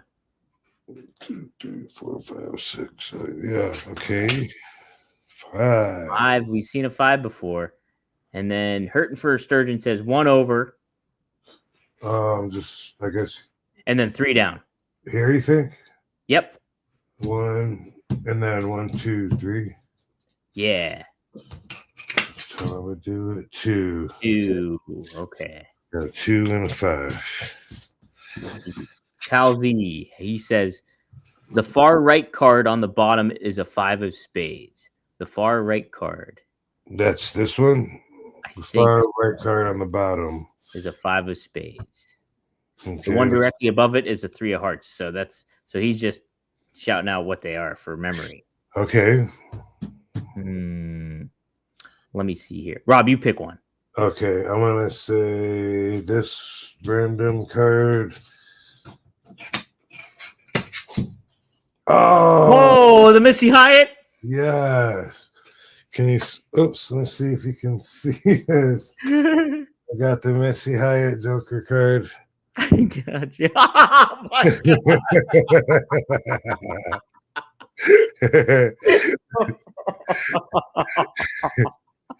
If I can match that, okay. I'm gonna go with this random one. Queen of Diamonds. Ooh, I think I know. Where's that queen at? Go 2 over from where Missy Hyatt was, Rob. Where was that? The third one. Yeah, so 2 over from there. This one. Flip that baby. 8 of spades. Shit, I thought it was a queen. All right. Flip the go 1 down and then go 5 over. 1, 2, 3, 4, 5. Yeah, try that one. Hey, lovey. Hey, baby. Okay. Jack off. Oh, I saw another jack too. I think I know where that other jack is. I think I know where that other jack is. All right, Maddie says 5 over, 7 down. 1, 2, 3, 4, 5. 1, 2, 3, 4, 5, 6. That'll be 7. Do this at that's it there. And then 1 over and 1 down, he says. So the one that's right beside down, I think. This one. Yeah, that one there.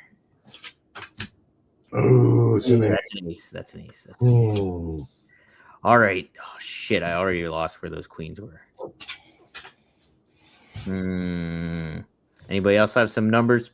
Throw them on out there, folks. We need more help from our. We need more help from the chat. Faithful listeners. Hurting for a Sturgeon says 4 over, and then 2 down.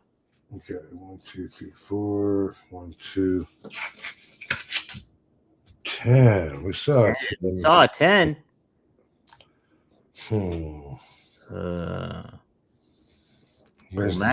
Maddie says 6 over, so that last card at the top there. Okay.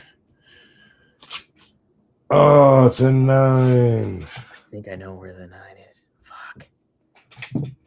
Damn it. Okay, Maddie chimes in with another one. 5 over. Okay. And then 3 down. This guy.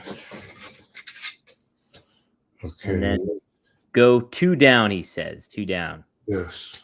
Yeah. Looking for the jacks, he says. It's a 10. That's a 10? Yep. Didn't we just see a 10 too?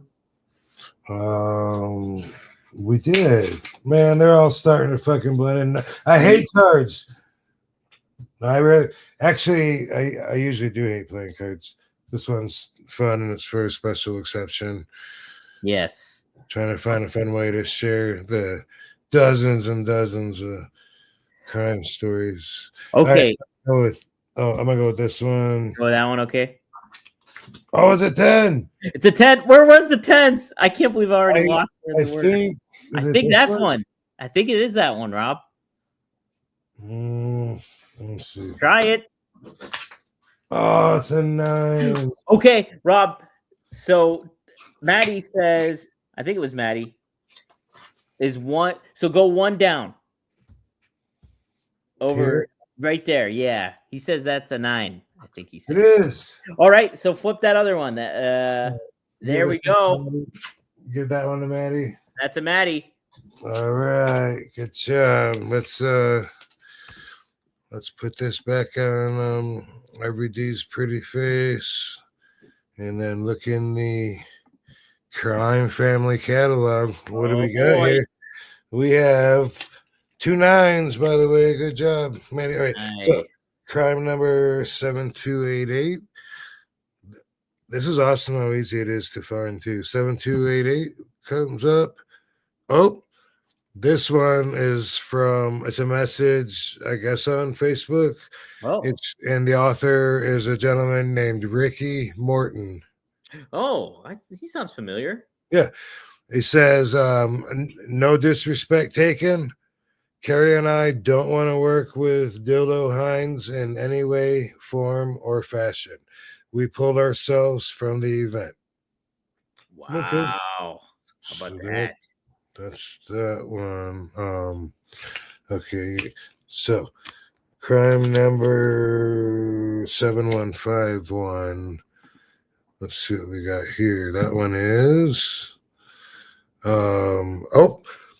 this is Mike Thompson explaining what the voicemail was about. We've heard Reverend Bad Business Bobby Fulton's sermon, which maybe we should all kneel in prayer before we finish this part of the show anyway. And anyway, you heard Bobby saying some words and then saying that's in the Bible or whatever. This is Mike Thompson, the guy who sent me that, whose voicemail that came from. And he says, this is on Facebook. He says, this was me he was threatening. He threatened me because I posted a flyer for the event I will be working at. It's in Ohio, and so is his show, and he thinks he's the only one that can run in Ohio. So because he posted a poster of a show, Bad Business Bobby said, yeah, Tucker, you hear me? You feel me? I hope you do. All that screaming, everything was about him putting up a poster for a show that he was at that wasn't Bobby's. Just so you know what a wonderful guy the Reverend is. So those are the 2 crimes. Does he? I guess he picks one and we do one more. Yeah, I mean, Maddie, I don't know how you. I would say that was because the other one wasn't so much a crime. It was. But that's Ricky Morton, though. I would take the Ricky Morton one if I were Maddie. But Yeah. that's for you, Maddie. Especially since it doesn't really matter anyway. Well, It doesn't matter, but in that pile. So let's get one more and we can cancel these motherfuckers. That's it. Let's cancel this fucking show. All right, I'm gonna put the. I gotta find. Maddie picks Ricky Morton, by the way. He picks Ricky Morton. Okay, I wonder if I can close off the windows. Yeah, I can close them off now. I didn't know if I was going to need them as reference, but it'll be more fun if you could see the ones that I'm reading. You know what I mean? Yeah. Jelly bean. Okay. Green screen, jelly bean. Yeah, here's what I mean. Boom. Boom. All right. Let's see. Rob, do you want to start? Want to start it? Sure. I want to try and pick some I think I haven't seen. I don't think I've seen this one. All right. That might be a newbie. Oh, it's a queen. Ooh, I know we've had plenty of queens. I think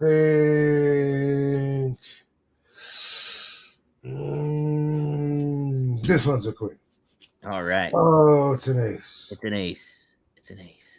Yeah. Okay. I did not get a match of crimes. All right. Triple E says 2 down and then 7 over. Okay. 2 down. So I guess we go 1, 2. Yep. And then all the way over, I guess. Or no, the second one closest from the farthest. So no, you were right. So 2 down and then go all the way over and then go back. Then go back 1 and flip that one. Yeah. Okay. I think that's one. All right, man. I like how we got here. 4. And then he says. Saw 4 so many times. And then he said 5 down. Okay. I think he just said 5 down. 5. Yeah, go with that one then. Is that a 4? Well, it's an 8. It's an 8. It's an 8. It's a cousin of 4. It is the older brother. Yeah. Hurting for a Sturgeon says 5 over, 4 down. Let's do it. 1, 2, 3, 4, 5. 1, 2, 3, 4. Right. Oh, didn't we just have a 4? We just had a 4. Oh, Was it the one you just flipped it? was it Right. this? No. No, that's the ace. That was an ace. Go 4 down, Rob. Was it 4 down, or am I an idiot? That's the one we just flipped. Was that a 4? I can't believe I can't remember. It's 8, I think. Okay, yeah, you're right. I think. Shit, where's that 4 at? I can't remember. I'm not even high, and I can't remember.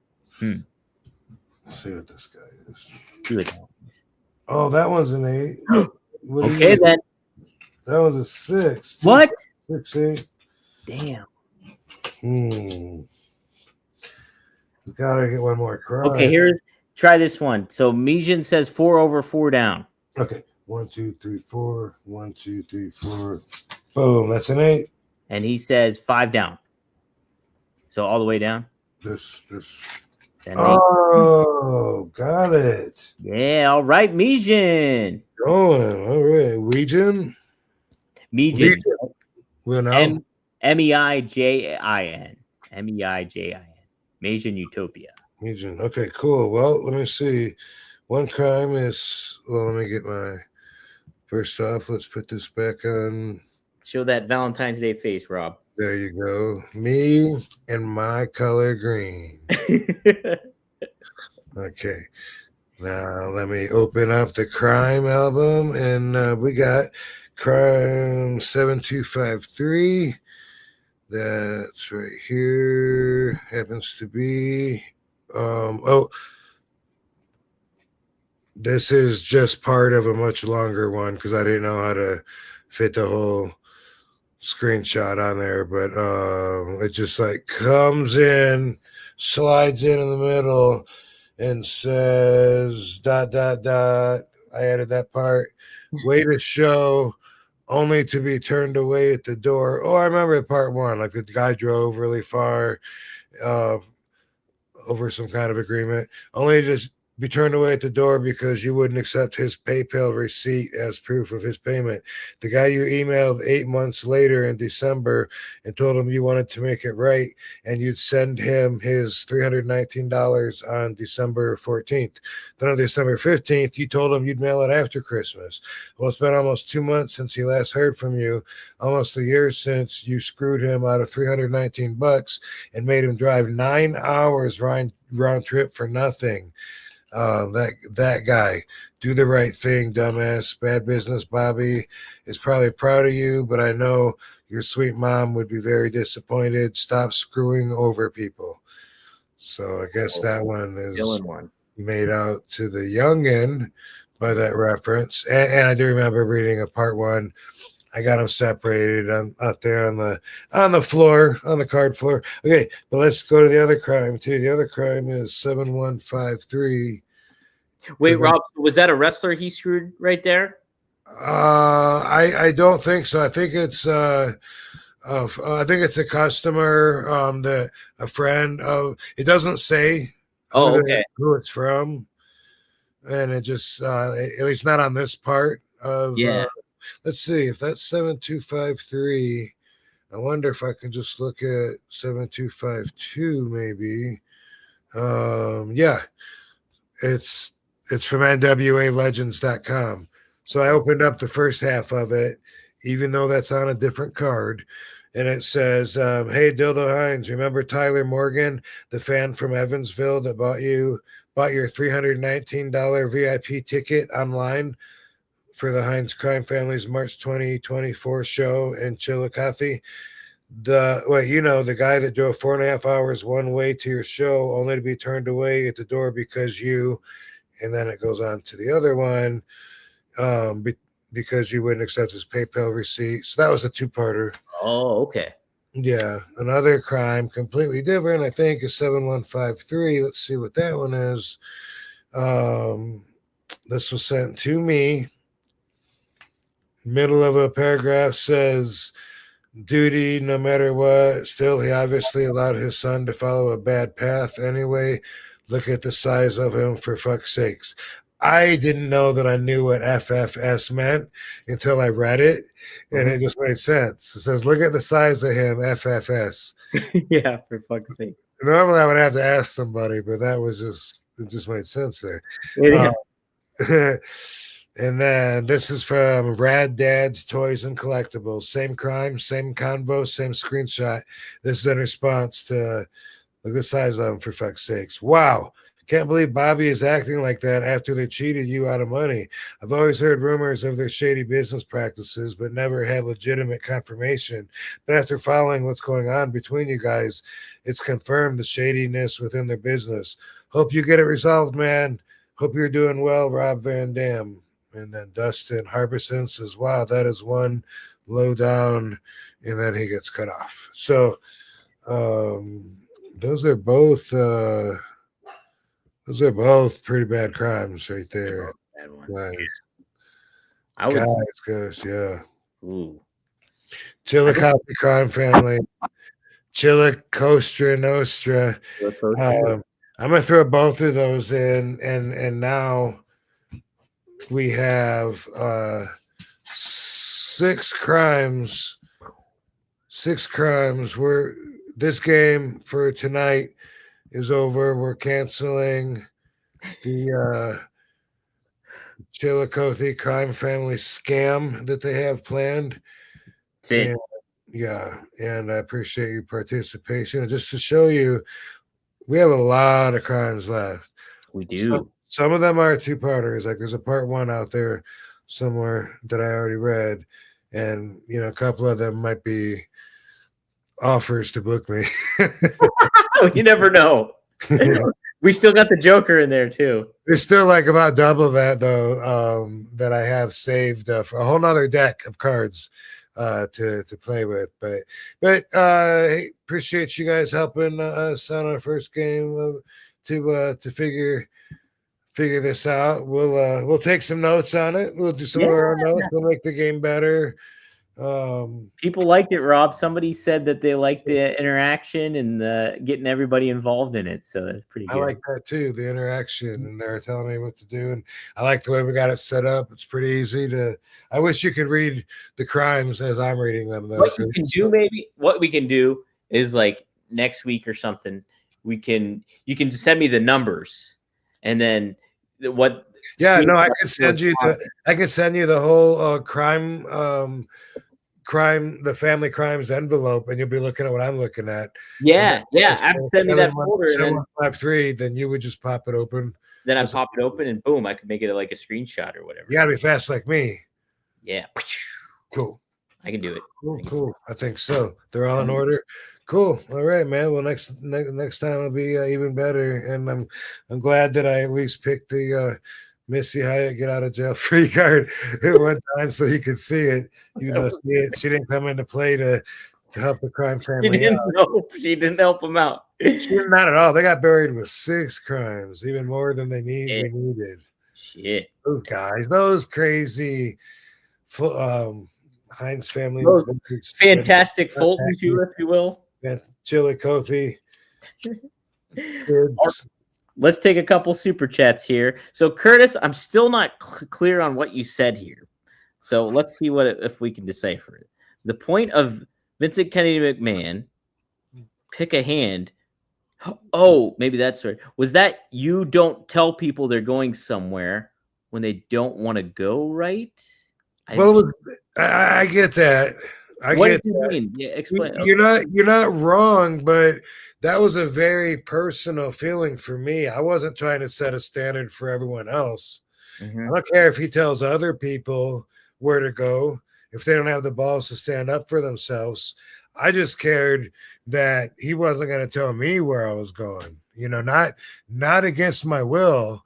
Not when I'm saying, look, you know what, dude? I am not gonna take this trip, man. I'll take the consequences. Find me, suspend me, fire me.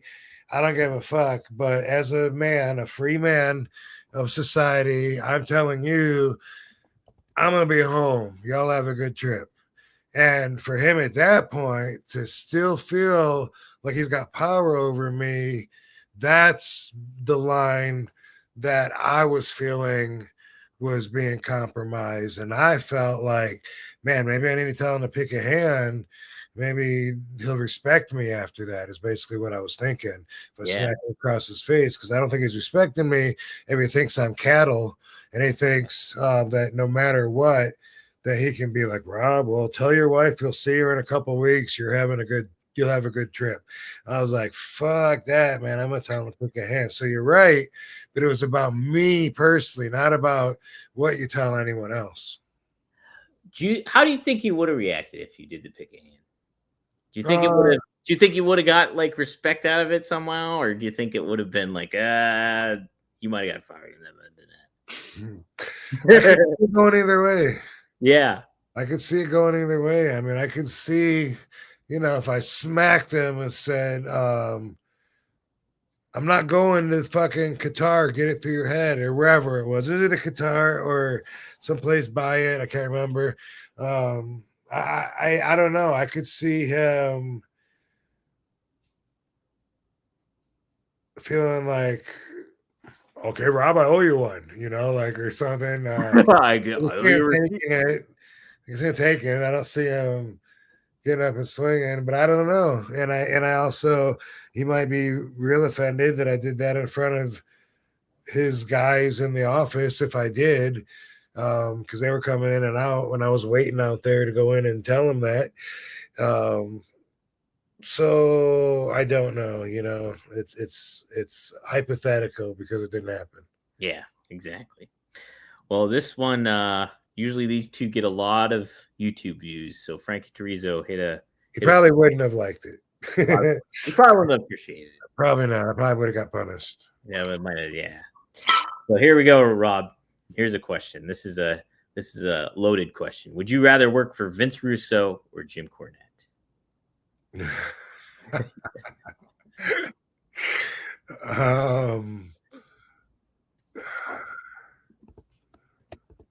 That's so funny. What a funny question, dude. What a comparison. Those are the two names, Rob, that get so many YouTube hits. I was gonna say 2 podcast characters. That's it. Mm-hmm. Yeah.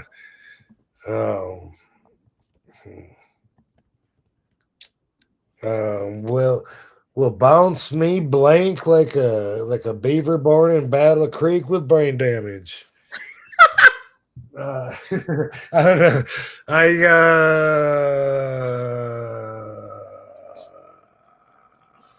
I guess I'll go with Jim Cornette. I would think it would be Cornette because it's like, I think you said before too, how philosophically from a wrestling standpoint, you guys align pretty well, right? Like, that's true. We're both old school. Yeah. That's true. So I would think it'd be Cornette, right? Even though Funny that's question, pretty bro. funny question. Funny question. And Lovey's here too. Lovey. Lovey is here on Valentine's Day. How appropriate is that? Hey. Lovey on Valentine's Day. You having a good Valentine's Day, Lovey? Look at that cutie. Mm. What a cutie. She gets a lot of love. She does. Appropriate for the name. She's very good in public places too. She's great. Yeah. Yep. All right, dude. What else?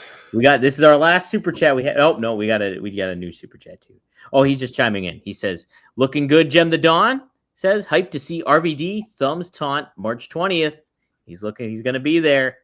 Yes, that's gonna be awesome. Back in LA, Hell yeah. Hollywood. I gotta get this auction thing going so I can people can see what outfit I'm gonna auction up, and they can also start. I mean, I guess the earlier we start, the longer the auction is. It seems like Yeah. maybe the more money it would raise, and you know, it's not. We're not gonna raise money like the Grammy people. the Grammys. Yeah, whoever it is that's donating. We're not doing the world or whatever. We're gonna do what we can. Yeah. yeah. And hopefully it'll help. Hopefully it'll be appreciated, and we'll be helping out. And Before I forget, Rob, too, how about Chris Bay? Did you see the video? what's that? Did you see the Chris Bay video, by the way? Yes, I did. How cool is that? Super cool. Yeah, very cool. Yeah, and he's, you know, it's his story to share. Yeah. Man, how about it? And like what he said too, like 10 to 15% chance he was going to walk again or something. They told him initially, and then here he is doing it like that. Yeah, yeah. And we knew he was going to. We knew it. Yeah, that's awesome. Yep. Awesome. All right, Maddie we'll close out with this one. Several questions here. RVD on his own Legends house. Who would you choose as roommates? What's up, Katie? Happy Valentine's Day. Thank you. Yeah. Happy Valentine's Day, Barbie. Hell yeah. Hell yeah. Who would you choose as Legends house? Had a reality show with other wrestlers. Who would be? Choose as roommates? Sabu, Fonzie, guys that Booker, throw the Dudleys in there. How many people do I think that's pretty good. Five other ones? Maybe okay. one more. Pick one more. Because I think it was 7. Okay. Boogeyman. Ooh, that's a good what a wild card that one is. Yeah. You ever smoke with Hulk? Yes. All right. Have you ever met Arnold Schwarzenegger? I don't think so. If I have, it was just a fist bump walking by him at the Anaheim Pond in SmackDown. Like I remember being there when he was there, and I don't remember, if there was a meeting or not. Yeah. Nice to see you, Rob. Yeah. Is Bubba a ladies' man? Velvet Sky. Dominator. I am the Dominator. Yeah. Is Bubba a ladies' man? Yeah, hey, he got Velvet Sky. So, I didn't know before that when he was with Velvet Sky, and then got all jacked and stuff. We knew he had game then. But yeah, I don't know. Back in the ECW days, Bubba was doing some stuff with adult films. I don't know if y'all know about that or not, but it was probably Rob Black that he was hanging out with because of what a fan Rob Black is, who obviously started his own version of ECW on the West Coast, XPW. I think that it was through him, but Bubba, maybe Devon, but I don't know. Maybe not Devon. But I think Bubba was actually directing movies. Really? For a minute. Yeah. And he used to have the girls a lot of times would show up at arenas in random places. I remember in Biloxi, Mississippi, like a couple of girls coming in and I was like, who are those? And someone told me they're like porn porn actresses that Bubba worked with, and he's bringing them in for the show for whatever reason. And a lot of times also, they would go to the strip clubs and book strippers. I say they because it always seemed like it was referred to as the Dudleys, but I think it was probably more Bubba, you know. And I don't know how they both, if they both lived in Florida. And Devon definitely lives in Florida. Bubba might have lived in New York. He definitely did at one time, but so did Devon. But they would be getting the adult entertainment usually. Where are you I going? love you. Melissa's party. Do you want me to wait for you? No, We're just about done. If you want to go. no. Let's go. Let's go. Tell them, is it at her house or? Mm-mm. Oh, okay. All right. I'll text you the details. Okay, baby. Love I you. love you. Hey, Katie. Bye. Bye. Be safe. Okay, baby.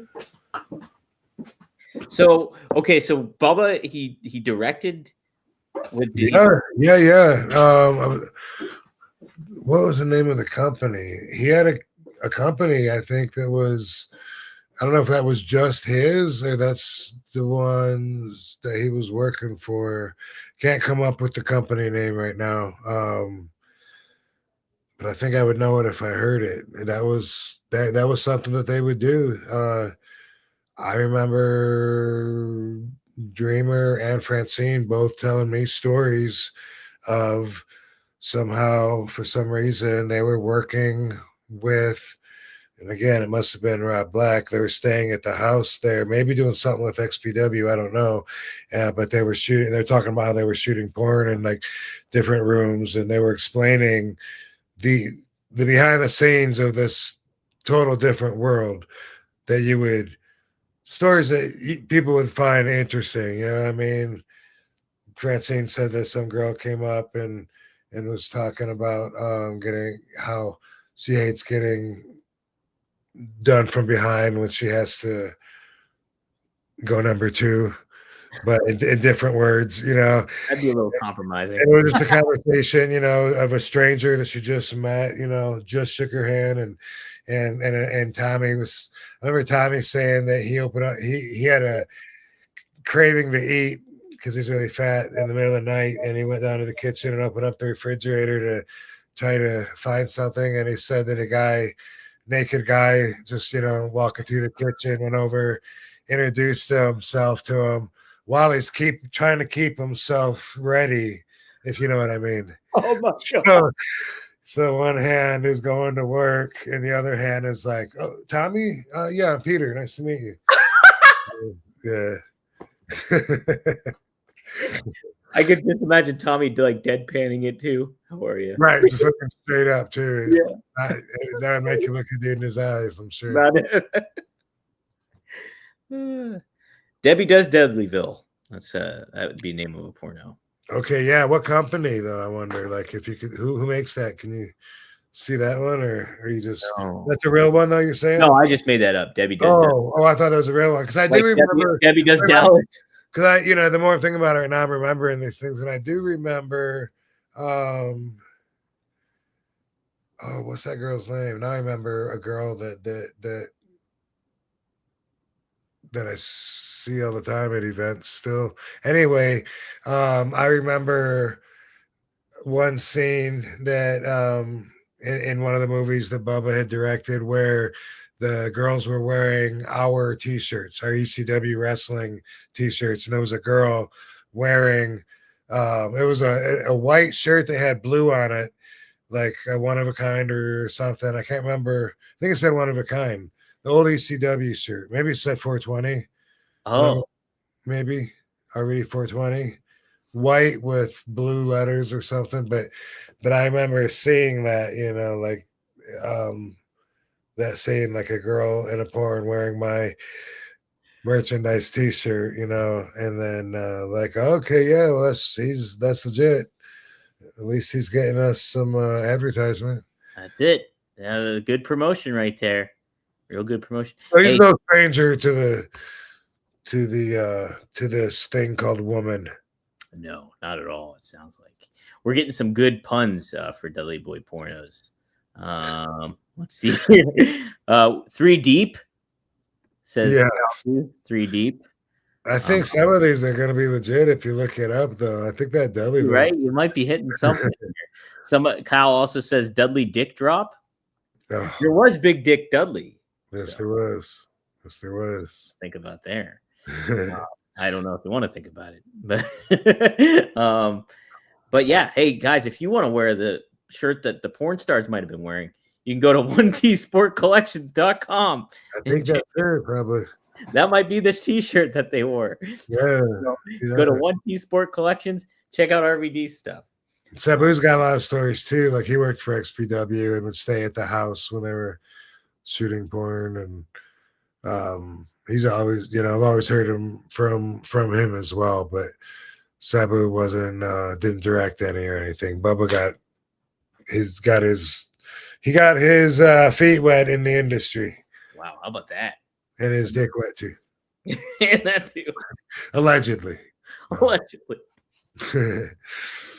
Hey guys, so if you like what you're seeing here, be sure to help support the show. You can start off by liking or subscribing to whether you're on Rob's YouTube channel or at rvdtv.com. You can also rate us 5 stars on Spotify or Apple Podcasts. Give us 5 stars, give us a good review. That helps us get boosted up in the rankings there. Hey, like I said before, go to onlywrestlers.com. Sign up now. Like Rob said, if one of those wrestlers are on the card for that upcoming March 20th show and you subscribe to their channel, you will get the pay-per-view. So do that and check it out. It seems like a very fun and interactive environment, and you can interact with fans, you can interact with wrestlers. It's a good community over there. Yep, and then it starts us off, and then we're on the run after that. Yeah, absolutely. I'm excited for it, Rob. I'll be tuning in on March 20th for sure to check it out. And be sure to check out, if you want to smoke it up with RVD, you can go to rvd420.com and check out some of that awesome glassware that Greek Glass does from these old school glasswares, that the original ones, but they got plenty of new ones too. So check it out. Go to rvd420.com and help support those guys too, because they do great work and are very professional. So yeah, they're in town this week for Champs, which is a huge industry convention at the convention center. It's huge. I've been going to Champs for years, probably 15 years here in Vegas. Long time, and seeing it grow. It's so big. 2 floors on the convention center, sprawled out, and it's business to business. So this one, everyone that's there has they have it's business to business, and the reason I say that, it's not like retail, like set up to just sell like little pipes to customers or whatever. It's like joint rolling machines to sell to big, dispensaries, big other companies. Yeah. So a lot of cool products. That's awesome. Well, cool. Yeah, be sure to check out the stuff that they have there. They do an awesome job there. And these guys are there too. I was at their booth yesterday. That's great. Hell yeah, that's awesome. rvd420.com. Rob, are you still selling the rolling papers too on robvandam.com? Yeah. Yep. That'll take you to the eBay page. It's the only place that I have right now. I am going to put a box or two, the whole boxes, up at Only Wrestlers, the store, in my profile, because Maddie suggested it, and I want to update it, add a few products. But yeah, that's the only place you can get them right now. I got RVD lighters. Not happy with the way they turned out. Oh, really? You didn't like how they turned out? Right. Yeah, they didn't give me what I told them I wanted. So that project might be put off a while, but trying to get a perfect companion for the papers and for the bongs. Hey, it'd be sweet if you got an RVD Zippo lighter. Yeah, maybe. I really like the idea that I had, and then they gave me a hard time, and then said okay they would do it, and then ended up not doing it anyway, sending me boxes and boxes of something that's subpar. Dang it. What are you gonna do? Hopefully not eat that one. No, yeah. That's it. Well, cool. This has been a great episode. People loved it. I love the fan interaction. This was a lot of fun. Calzy says, best one yet, guys. Keep on plugging. Awesome. Oh, Yeah, we'll try to find a way to have the game move faster maybe by next week or something. Yeah, we'll try to streamline a little bit and figure out what we can do. I don't know. Good start, good trial period. Yeah, it was fun. We learned a few things, and I don't know if the people got to hear enough of the crimes. We got so many to put out there still to talk about, but we still got several weeks before their scam show that they're doing. So cool. And we got some little bit of ology out there at the beginning talking about That was great. Valentine I didn't Day. think about good stuff, guys. Yeah.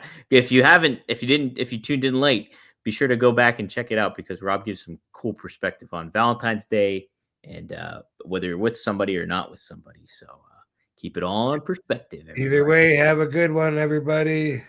See you next week, Van Dam fam. Thanks, Dominator. Rob, blast. Always a good time. And we'll see you guys next time here on and don't bug me about ordering your own home versions yet of the Crime Family concentration game. We're giving you a sneak peek at the prototype. We need a little more time till we have the home edition. We're meeting with the Monopoly Man next week. So yes, Mr. Milton Bradley. All right, guys. See you next week here on One of a Kind.